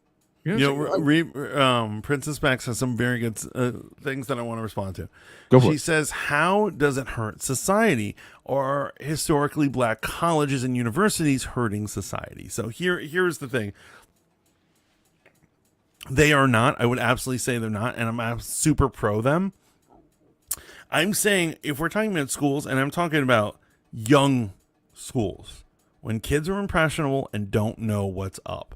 When you are going to college, when you're hitting 18, you're applying for colleges or whatever, you're practically an adult, if not are an adult. And so you can decide where you want to put your energy and what you want to be around. But when you're a kid, I do not think that it helps us as a society that is an integrated society, a mixed race society, to teach the kid that it's all right to segregate yourself. Is this about you being mixed race? Are you just pushing? Everything is about being mixed race, bro. Have you not been listening? When I don't like identity politics, people are like, What's wrong with identity politics? It's great. Mantis it's like because I don't have a fucking identity, bitch. Mantis's true agenda is to build back better. We had this argument on Dope Dynamics where I threw it out to Cincy and Bex. I was like, "What's wrong with interracial marriage?" In fact, I don't think that the love of money is the root of all evil. I stand on this, but it's conjecture on my point. I think that the love of culture is the root of all evil. The love of tribalism is the root of all evil. Yes. In fact, everything can be rooted back to tribalism. Some people just clinging on to something and they just don't understand. You got to make great babies. It's the only way to save America. Like I'm saying, in the future, not to scare you guys, in the future, all the children will look like me because we'll all be mixed race. Mostly because he's donating sperm every day. Every damn day, 7 times a day. D says, I can see how it could turn negative when these spaces or groups don't welcome in people from different races based solely on their race. Feels like regression to segregation. Yeah, it's segregation, man. I find it appalling. So here's the thing. I got to argue this on both sides. Yes, segregation is wrong 100%. 100%. 100% segregation is wrong. But are we arguing the hypothetical or are we arguing what's happening? If there is proof that a historical black college is excluding other races from coming, then that is an accusation that needs to be taken seriously and they should be condemned for it. Now, Mantis, I know what you're thinking. Like, when did Steve become Steven Crowder? I'm just using the arguing points that we use against liberals in regards to this topic. Are we arguing the hypothetical or are we arguing what's actually happening? Is there any proof? So here's what I'm saying. Here's what I'm saying. I have no problem with historical black colleges and universities because, like I said, once you become an adult, you can make that decision. But when you're a kid, you don't really know what's going on. And it's to teach them that life is segregated or that you can segregate yourself from people is not a correct way to raise a kid. RM just hit you hard shot from RM. Man, just doesn't go to black barbershops, so nobody gets. No, you know. But here's what I'm saying. Actually, even a black barbershop, there's always one white guy in a black barbershop. Always. There's always one dude who goes there. So that's not even segregated. That's not segregated at all. But so, Beck says, "I'm speaking from experience. I went to an all-black school, an Afrocentric school to be exact. From elementary to middle school. It didn't hinder me. I still had outside experiences." Well, Bex, that's because you come from a backward state. Bex, I would argue that you're a black nationalist and you're dangerous to society. So I don't know if that really did work out. So. No, but in actuality, like, is it exclusionary if you are in a predominant area that is your race, right? Oh, well, if it's just the area and there's no way you can funnel in like other races, then it is what it is, right? Right. But ultimately the idea where like somebody's like, I'm going to send my kid to a place where there's only black people, and then like throughout their entire life they're going to have a messed up view of the world, but also a separated world. They're probably more likely to be racist against the light skins, right? Against the Asians, stuff like that. That's why we find it reprehensible, these kind of segregated situations. And I just wouldn't send my kid to a school where any type of militant ideology was being taught, right? I have no problem. Like I do want my sons to know about Malcolm X, Marcus Garvey, W.E.B. Du Bois. I want my children to know about these people, but I will not force upon them any type of hindering view of militant behavior, right? I have no problem, no beef with the foundational Black American community. I have no problem or beef with ADOS, American descendants of slave. I have no beef with anyone. The only time I have beef is when you start trying to push something, right? And I'm not saying an agenda in the way that those psychopaths on the right say it. I'm saying when you legitimately start pushing agendas into places where they're not welcome. My children should go to school to learn, right? Yes. Everything else they need. Not be groomed. I was gonna say it. I was gonna say it. Like, my kids are not fucking cannon fodder for your revolution, nor are they cannon fodder for whatever experimental, subjective experience you're trying to put on them. They're my children. They're going to school because they need to learn. Now, in regards to like spaces, safe spaces, all this shit, unfortunately, the world just doesn't work that way. And it doesn't work that way. So why teach kids that it's ever like that? Exactly. Yeah. I mean, well, here's the problem, right? To the victor goes the spoils, right? So I guess if you're the victor, wink, wink, all spaces are your spaces, right? He wants me to say yes. I'm not sure if I should say yes. Yo, crowd, what should I say? Should I say yes to his obvious trap?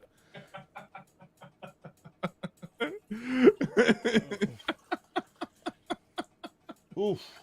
Right? Roman spaces, right? Rome. Yeah, why not? Why not? I'll say yes. Wait, Ellen. So RM says, are you for scholarships for Black and brown kids so they can go to private schools that would be super white? Yes, that's what I'm saying. I would want more of that. I would be like, yo, let's mix up the white schools, man. Let's get Black and brown kids in there. And Asian kids. Here's what I'm saying. I want to. There are other races than Black and brown and white, right? No. I don't acknowledge them. I only acknowledge the major races of the American Empire. So, the voting blocks. Yeah. So basically, what I'm saying is, I would want some inner city Black kid who has good grades to be able to go to a white school and get some like rich white chick. Well, I'm not gonna finish that statement, but get with her or whatever. That's the world I want to live in. You know why? Like, once again, creating more mulattoes. Mm-hmm. We all need to mix. That's the problem, not segregate. When a Latino person and a African person have a child, it's not a mulatto, right? I do. Yes, you have explained this to me that it has to be the explicit way. Whatever, man. I'm just saying we need more. We need to all mix and become the same person and stop segregating ourselves. Now, right now, obviously, there are cultural differences between the different, races. I don't even know if I like that word, but I just think there should be more mixing, and I tend to fight against segregation. Yeah, so I 100% get what you're saying, and I obviously stand with you in like solidarity, man. When it comes to the conversation about like Black spaces and all that stuff, I know what people are trying to say. So what they're not talking about is creating, and I hope they're not talking about. Let me assume I think I know what they're talking about and leave myself some space for some crazy person to come and like, no, motherfucker, that is what we're talking about. But remember, we keep saying leave space. There's going to be a future crazy person. You just need to speak your mind now. Don't worry about the future. We'll handle that motherfucker later. No. So my point is always to win the argument. All you free-flowing, crystal-loving, fucking astrology people, your point is to say what is on your mind right now. I'm always looking. My man, the moon is in the 7th house, which means you are heightened. I don't know what that means. Right now. I don't know what that means. But I'll say this: I've spoken to enough people that I understand that most of them are trying to say when they say things like they want brown spaces, Black spaces, they're not talking about like institutions, or I hope they're not talking about institutions that are exclusive. They're talking about places where, if, say, for instance, if you work in a majority white law firm for some reason, and maybe you are experiencing, not perceived, but are experiencing some disassociation from being in that place, they would want you to be able to go to a space where you feel safe. Now, does that space get to exist inside of that institution? I don't believe so. because then that could be a problem. Even though, say for instance, the police department, there is the Black Police Coalition, there is the Brown Police Coalition, but those things came about in response to something. They didn't just wake up one day and say we need to do this, like because we hate white cops. Right. You know what I'm saying? Like some of these things. Yeah, the Black Officers League or whatever. Whatever. And the Black Caucus. There was a reason that these things came into being. And that's where it is. Now, there are some crazy people. I will not lie to you, Mantis. You know, I spend a lot of time on these internet streets, and I think you're aware of this. What's this guy's name? It just threw his hat in for the presidency. Not Charleston White. He's a psychopath. RFK? No, Cornel West. Cornel West. Okay. Professor Cornel West, right? And I was watching some interviews as he makes his way through the Black communist, quote unquote, revolutionary spaces and stuff like that. And they are completely rejecting this old, beautiful man. There are some Black people and there are some brown people that exist in spaces where that is what they want. And I do hope that they never become the majority. For obvious reasons. And that's why I'm all right with it when they're adults, when they're going off to college or whatever. They can choose to go to historical Black college. They can choose to join a Black fraternity. They can do that. And that's their business. And that's cool. And that's lovely. And that's beautiful. The stomp teams that they do, at least at New Paltz, were amazing. I think that shit is awesome. But I just think when they're younger, they need to be socialized amongst races and other groups for the good of society. Is anyone arguing against that? Was that the argument you guys were going through?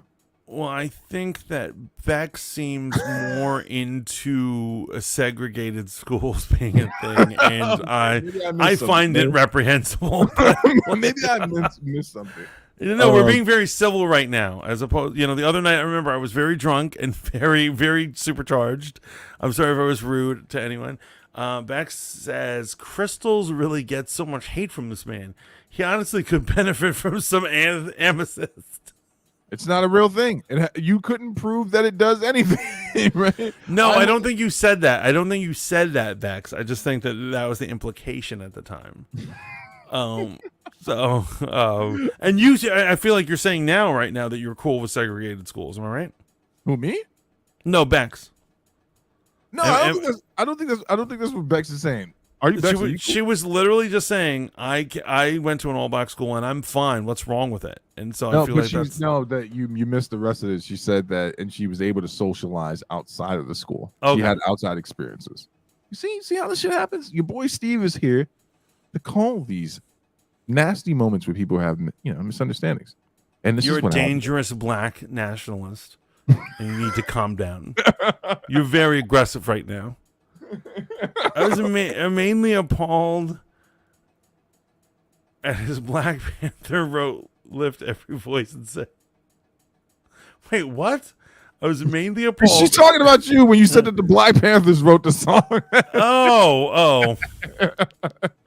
But also, that's another thing I want to point out. The knowledge of who actually wrote the Black National Anthem is so obscure. That's trivia. That's like trivia and shit. You'd win a game show question over that. Like, most people don't know that. I actually asked a couple of people after that stream. I was like, maybe that's do you know who wrote it? And people were like, no, I have no idea. Were they Black people? They were Black. They were mixed. They were also no, they weren't. I can tell by that pause they weren't Black. No, I paused for a different reason.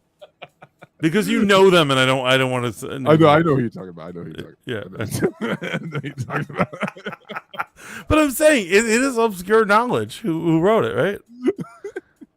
I've been singing that song for so long, man. I actually at one point thought it was the national anthem. We sang it all the time in my predominantly Jewish school. What? Yeah, we sang it at IS 44. Really? Yeah, we sang that song. Interesting. What's interesting about it? Just blow your mind? Well, and this was an atheistic school connected to the Natural History Museum, as you know.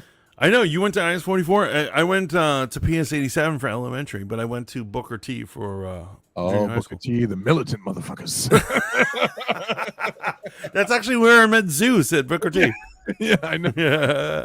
All right, so I think we got to the root of the race relation thing, man. So what you're saying is, Mantis, that you're just basically what Mantis is saying. He doesn't believe in segregation. He doesn't believe, and this is something we got to keep an eye out for, because there are people who sneak into this conversation about black spaces, and what they are preaching is racism. And I said it. Some of you dashiki wearing motherfuckers are talking. Yes, they racist are. shit. And actually, I'm going to be real with you, Bex. I was probably too drunk to discern it, but I think that deep down inside, I was worried that you were preaching that type of shit. Wait, RM, you went to Columbus Academy at IS-44? Hey, Yes, she did. That's right.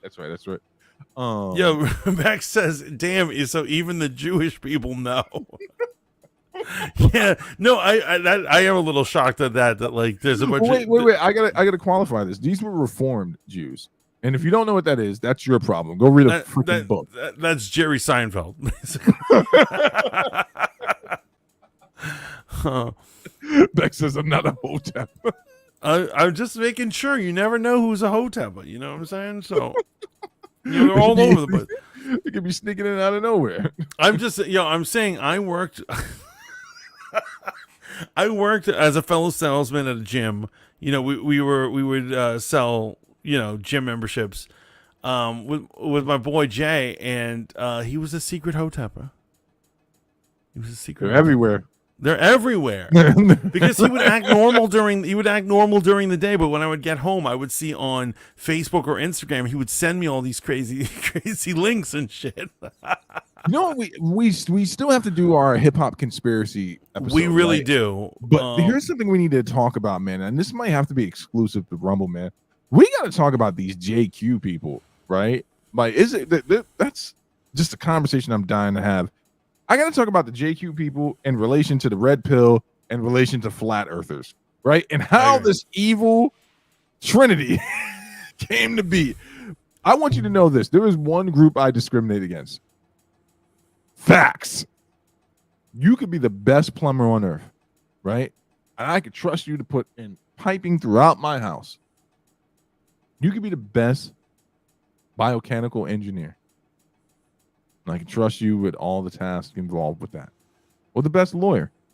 But the minute our conversation, I'm like, well, you're hired. And then somehow it came up that you believe that the earth is flat. 100%, you're getting discriminated against. 100%. It's pretty crazy, man. It's pretty crazy. 100%. I don't even believe that. You're getting discriminated against. You're not getting a job based off of that. And I'm going to make sure I tell HR. The DA can play the You tape can't, report. HR can't do anything because someone is a flat earther. But I'm saying, I got hoodwinked too. Did you? Well, with a flat earther. So I was, I had this one job, and we were all like, I had this friend David, and like for months we were cool. He seemed like a totally normal dude, and suddenly we're all talking about like, the rover was on Mars, and people were talking about Mars and all this shit. We're going on, and he's silent. And I just look over at him. I'm like, "Yo, what do you think about it?" And he just looks at me like it's nothing. And he says, "I don't believe in space." And then he goes back to his work. And I say, "What did you just say?" He says, I don't believe in that space stuff." I was like, "What does that even mean?" And then he started explaining. It turned out he was a flat earther. He believes all the images from space and all this Mars and all this shit is all fabricated. Right. To manipulate us or some shit. I need to see the other side of the argument. So when there's someone that lives in the space of a conspiracy, they believe that A plus B equals C, right? And I need to know, why was it fake? What great truth is being held from us that the earth is flat? So we find out it's flat. So what does that mean exactly? Like, what's the conclusion there? The biggest thing that bothers me about the flat earth thing that doesn't make sense is all ship captains and all pilots of planes would have to be down with this conspiracy. And this is where I get into this argument with the Hoteppers, right? Hear me out, bro. Hear me out, right? And the same thing with, dude, no offense to anyone in regards to the Hebrew Israelite community. I'm like, what you're talking about, if it's true, is the most complicated conspiracy ever pulled off in the world. And I just Right. find it amazing that all these groups are now starting to converge with each other. Did you know, not all, but some, there were some Hebrew Israelite groups that bought into a fake quote by one Adolf Hitler? What? Did you know that? I did not know. What was the quote? The quote was, and it's a lie, it's 100 been debunked. The quote was that Hitler was saying that he knew who the real Jews were and they were blacks. And that he referred to them as the black jewel or diamond or some madness. It was floating around on Facebook and I've seen this shit getting bounced around everywhere. The black diamond of something, alluding to that's why he, certain things happened. You understand what I'm saying here, bro? Yes. Right? And I find it weird that all these conspiratorial groups are like converging in on each other. Like, that's weird, right? This has got to be a proof of the end coming, right? When the Hoteppers, the Hebrew Israelites, Nick Fuentes, right? All these people are meeting in the middle. Well, supposedly Armageddon is going to be fought between multiple factions, so they could certainly be one. Right. It's going to be all sorts of different groups killing out there. I'll be in there fighting. I'll make sure America wins. How are you going to make sure America wins if it's just like the secret invasion? Some of these people are in places of power in America. I know. I'm going to have to weed these fuckers out. Wait, we only got 9 minutes, but we got to talk about conspiratorial shit, man. No, we will do a different episode on that. Let's finish with Snow White. No? That's what I was going to say. Snow White. Oh, yeah.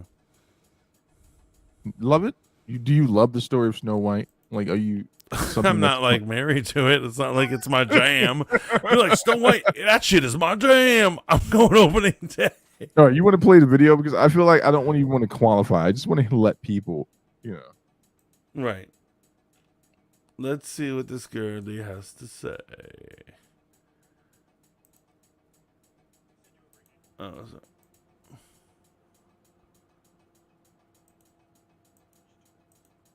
Okay. Sorry. It's just late in the evening. Mantis has work tomorrow. AKM. Oh, fuck. Why did you remind me? I've had the most beautiful 2 days without work. You know who I blame? Who? The Jews. And whoa!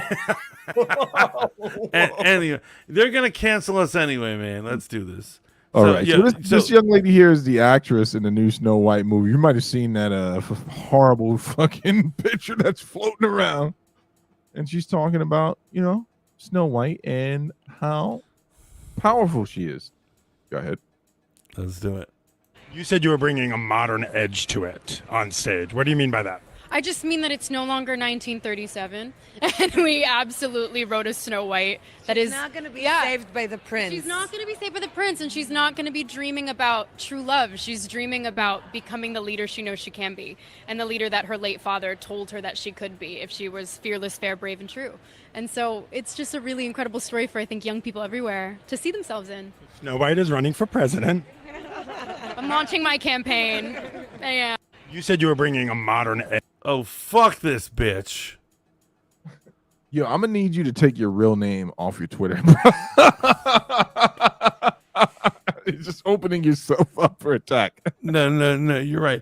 But, like, honestly, fuck this bitch because, like, where do I begin? This is an affront to everything I stand for. Wait, I thought you said you weren't married to Snow White. Now I am. Because, why do they continue with the wokeness? Have they not lost enough money? Oh, man. So let me start by saying the obvious, man. This shit ruined Marvel, and it's going to ruin everything else.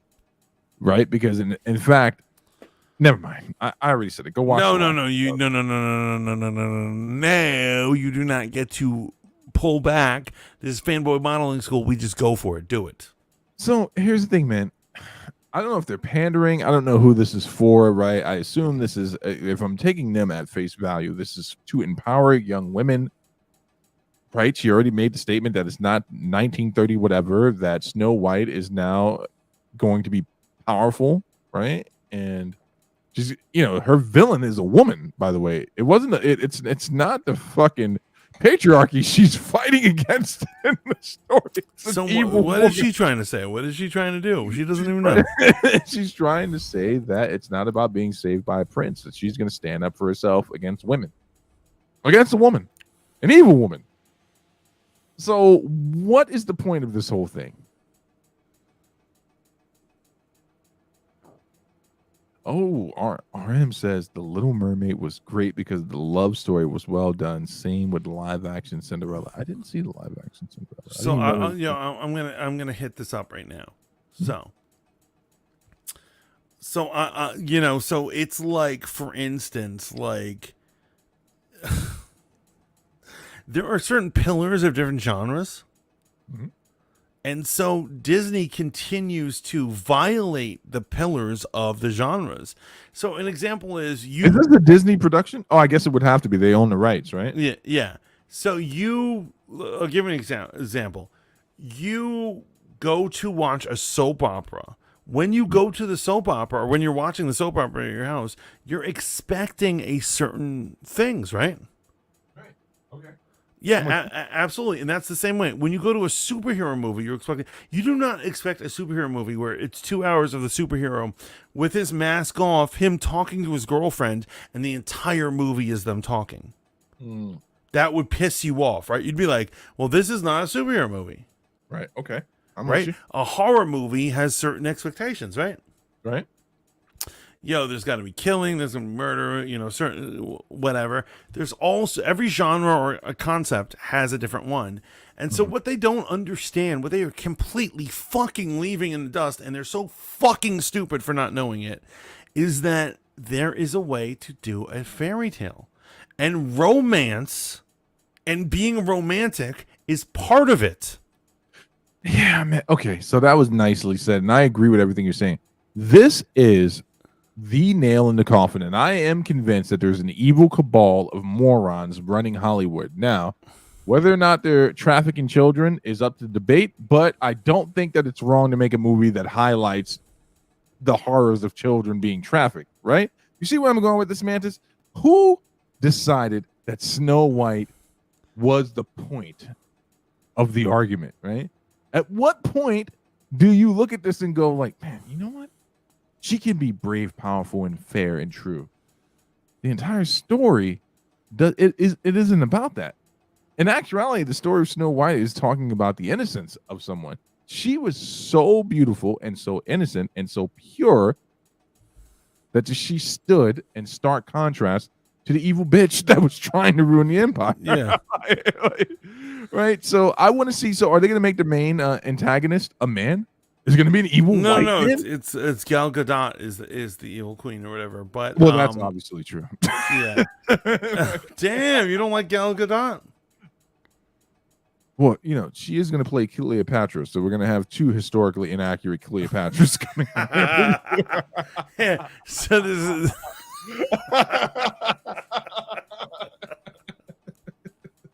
I'm playing both sides. I've watched so many videos of people going back and forth about Cleopatra.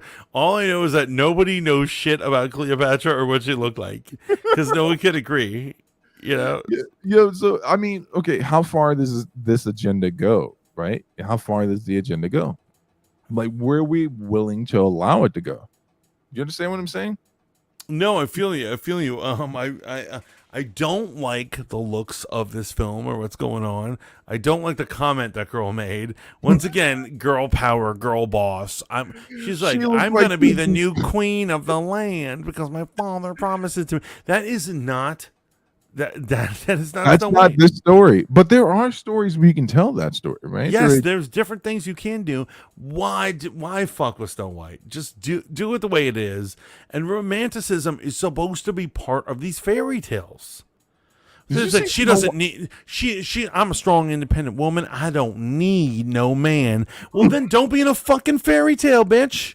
It's ma'am. It's ma'am. Oh, this chick is gonna lose it, man. She's gonna lose it all. I was just about to bring that up, RM. I'm like, did you see Snow White and the Huntsman? Didn't we try this once already? They tried. They approved the sequel on that shit. Oh man. And then Beck says, I don't think she can act. Who? This young lady right here? Yeah. Look at her face right now. Broad sweeping generalizations, inbound and ad hominem. I know what you're about to say. She sucked a lot of dick to get here, and she probably did. That's not where I was going at all. Oh, my bad. I'm just like, doesn't she just look like your girlfriend's friend that you never wanted to meet? Like your girlfriend's completely content about being in her femininity. No, she looks like she's been on the casting couch one too many times. Okay. Anyway, moving right along. Right? Like, you brought this up. No, I didn't bring up the casting couch. You brought that up. I'm saying when you look at her face, imagine your girl. Why do you keep asking me to look at her face when I've already told you what I saw on her face? Shut the fuck up and let me make my point here. Imagine yourself, Mantis, if you would, with a young lady who you've been having a great relationship, beginning with stages, right, for 6 weeks, and she's like, "I want you to meet my best friend." Historically, whenever this has happened to me, it's always been bad, except for when I met my wife's best friend, who I actually really adore. She's a great woman. But this best friend here, you go up to the Waverly Diner, and you're like, "This is gonna be great." Have a meal, hang out with my girl and her friend, and you meet this chick, and she's spouting this shit while you're sitting at the table at the diner. And you're like, "I didn't come here to be attacked. I didn't come here to have my manhood questioned by you." There's no proof of what she's talking about. This wasn't the original author's intent. Why not just do something original? Why not make something original? And you know why? Because they're scared the story won't sell on its own. Because they're not, in fact, proud to be women. I said it. If you were truly proud to be an empowered woman, you would just make an original story where this was the focal point. Right. And so, but this is more about Disney. And they keep rehashing things. They keep making remakes. They keep doing sequels because they're scared of originality. They're scared to do an original thing. And they think they need to tack some old title on it. I think that this is absurd, as usual. Once again, the further you go from the source material, the crazier it gets. We all know that this is a remake of the cartoon. People could be like, there's different versions of Snow White. That's great. There is no version of Snow White, canonically, that is an empowered chick who's like, my daddy promised me the throne, and I'm going to get it. And I'm going to wear a suit of armor at the end of the film and fight. And I don't need no... What about the Grimm story? That's what I'm saying. Grimm's was one interpretation of it. But what I'm saying is, ultimately, that's probably the best interpretation that people like. That is the original interpretation of it, isn't it? Is it not? So it's not exactly. Okay. And so what it is the Brothers Grimm traveled around Europe collecting these stories. Okay. And so they would hear multiple versions of the same stories in different towns. And they created like a unified universe. They would take them and be like, well, let's put it into one. And so there are definitely variations of Snow White. There are variations of Cinderella. There, all this shit. They're not the end all be all. However, they're probably the top tier of them all. Right. I just don't understand why they need to go with this woke shit. I don't understand why they're like, she's gonna be a strong, independent woman, and she's gonna be. I bet you anything she becomes a warrior at some point in the story, because replacement theory or whatever. But it's grotesque. It's grotesque. It's disgusting. Yo, can I throw something out there, man? Can I throw something out there? I'm taking the word woke back. And once upon a time, being woke was just merely meaning that you were aware of certain things. I'm taking it. You can't use it anymore. Not you. I'm talking about them. They cannot call it woke. Overused. It's so fucking overused. It's crazy. Sometimes misused. Misused right? completely. And I say all the time is that like when woke first appeared on the scene, it only had to do with black matters and no other matters. And it was black people talking about other black stuff. They're like, stay woke, brother. Yeah, stay woke. You need to be aware of shit that's going on around you. That's what it meant. And I remember one day there was just this one white girl who was just like, well, that's not very woke of you. And I said, what did you say? I'm gatekeeping the fuck out of woke Bex. I'm taking it back from the crazies. We need to gatekeep it, man. Got to take it back from the crazies. Even you, Bex. I'm taking woke back from you. Bex, you are no longer allowed to say the word woke. I don't like what I'm seeing here. I don't like this whole fuck this shit. But then again, I'm ready to take a huge dump on Disney. Now I know you are watching, and I'm not accusatory Ewing. Secret Invasion, right? Hold on for a second. I must respond to something. Can you bring up Bex's last comment? She said, "You gatekeeping woke or the new one?" That new one. Didn't you yell at me when I said the exact same thing? One, I didn't yell at you. Two, I was saying to you that your interpretation of woke was entirely and utterly incorrect. I didn't. What you were stating was that black people need to gatekeep woke. And I'm saying only a certain type of black person, myself, can gatekeep woke. Some of y'all just want to use the word indiscriminately to describe certain things, and I'm like, no, everything is described by that. That's not Look at what it's woke. about. This That's shit is not what woke. it's about. Wokey, McWoke. And that's not what it's about. In fact, I will make woke great again. I will make woke relevant in all topics. In fact, I would say something like, "Stay woke, brother. The crime in the community has nothing to do with anything else but my brothers killing each other. Stay woke." Word. Deep. Child, whatever. Chile, whatever.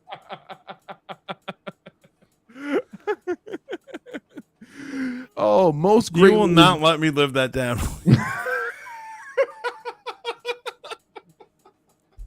You just will not let me live that down. The first time I would have let you live it down, but for it to happen 3 times after it that. did not happen 3 times. It happened once, motherfucker. It happened 3 No, it didn't. No, it didn't. You said it once, and the first time I never put it. Bex wrote it in chat, and you were like, Chile. And I'm like, no, it's child. And then I never did it again, motherfucker. We have it recorded, you dumbass. There's no way that I did it multiple times. You did, brother. But I love you. I love you. I'm removing Steve from chat. Yeah, this has been a good one. Peace, nigga. So I am done with his bullshit, with his extreme bullshit. We are having a good one. This is the end of Fanboy Modeling School. Yo, much love. Please check me out over on Autolist. Download Autolist and hit me up on Hot 95. My time slot is 4 p.m. to 8 p.m. Let's see if he's learned his lesson. Have you learned your lesson? Have you learned your lesson? Is this nigga learned his lesson? What's up? Did you just use the N-word? I did. You using the N-word indiscriminately now on our show? No, late in our show again. You can't use the N-word and support country music. It's one or the other, man. You got to pick. What? I don't support country music. It's just you support it. I accept it's there, but like nothing I can do about it. Man, I know for a fact. I've seen you in a few bars where we were drinking for free, singing the country songs, and I would look at you. I'm like, I'm here for the free drinks. What are you here for, man? But I'm saying I was doing that because I thought I had to do it to get free drinks. You know what I'm saying? Like when in Rome, like when they're like, we're singing about hanging an outlaw. That term is mostly wildly inaccurately used. It's not used the correct way. When in Rome, do as the Romans do. Like, yeah, when in Rome, do as the Romans do. So if you go to a country bar and they're all singing and dancing, I'm going to sing and dance as long as I'm getting free drinks. There's a certain level of singing and dance you do before you get to shucking and bucking. Yo, Beck says he'll never learn, man. Just drop him again. You know what I'll never learn is how wrong you all can be. You're gonna go back and you're gonna scour the videos, right? And what Bex doesn't want to do is, right, she feels like at this point you guys have some allyship. But you know how I know that you've said it multiple times? Because every time you say it wrong, guess who hits me up? I have not said. Yo, I will put my money against all you motherfuckers. You don't have to put money against me. You got to put money against Bex. No, but you're the one who claimed it, so you spoke. So No. See, this is the thing about the subjective and objective truth. A person pointed it out to me. I was like, "Oh shit, he did say it wrong." And every time you said it wrong, I was like, "It's child." And I'm just saying that. So your argument is truly with a black woman. It literally only happened once, and so don't fucking claim that it didn't. Because if you're saying that, then fuck you and you're fake. Fuck this nigga. Kick from studio. Fuck this nigga. I'm having a good one, guys. You have a wonderful night. This is the Fat Mantis signing off. I'm done with that piece of shit. I love him, but fuck him. I hope you're all having a good time out there. This is the Fat Mantis signing off. D says, this made me night. Chile. Peace. Till next time, ciao for now, my bitches.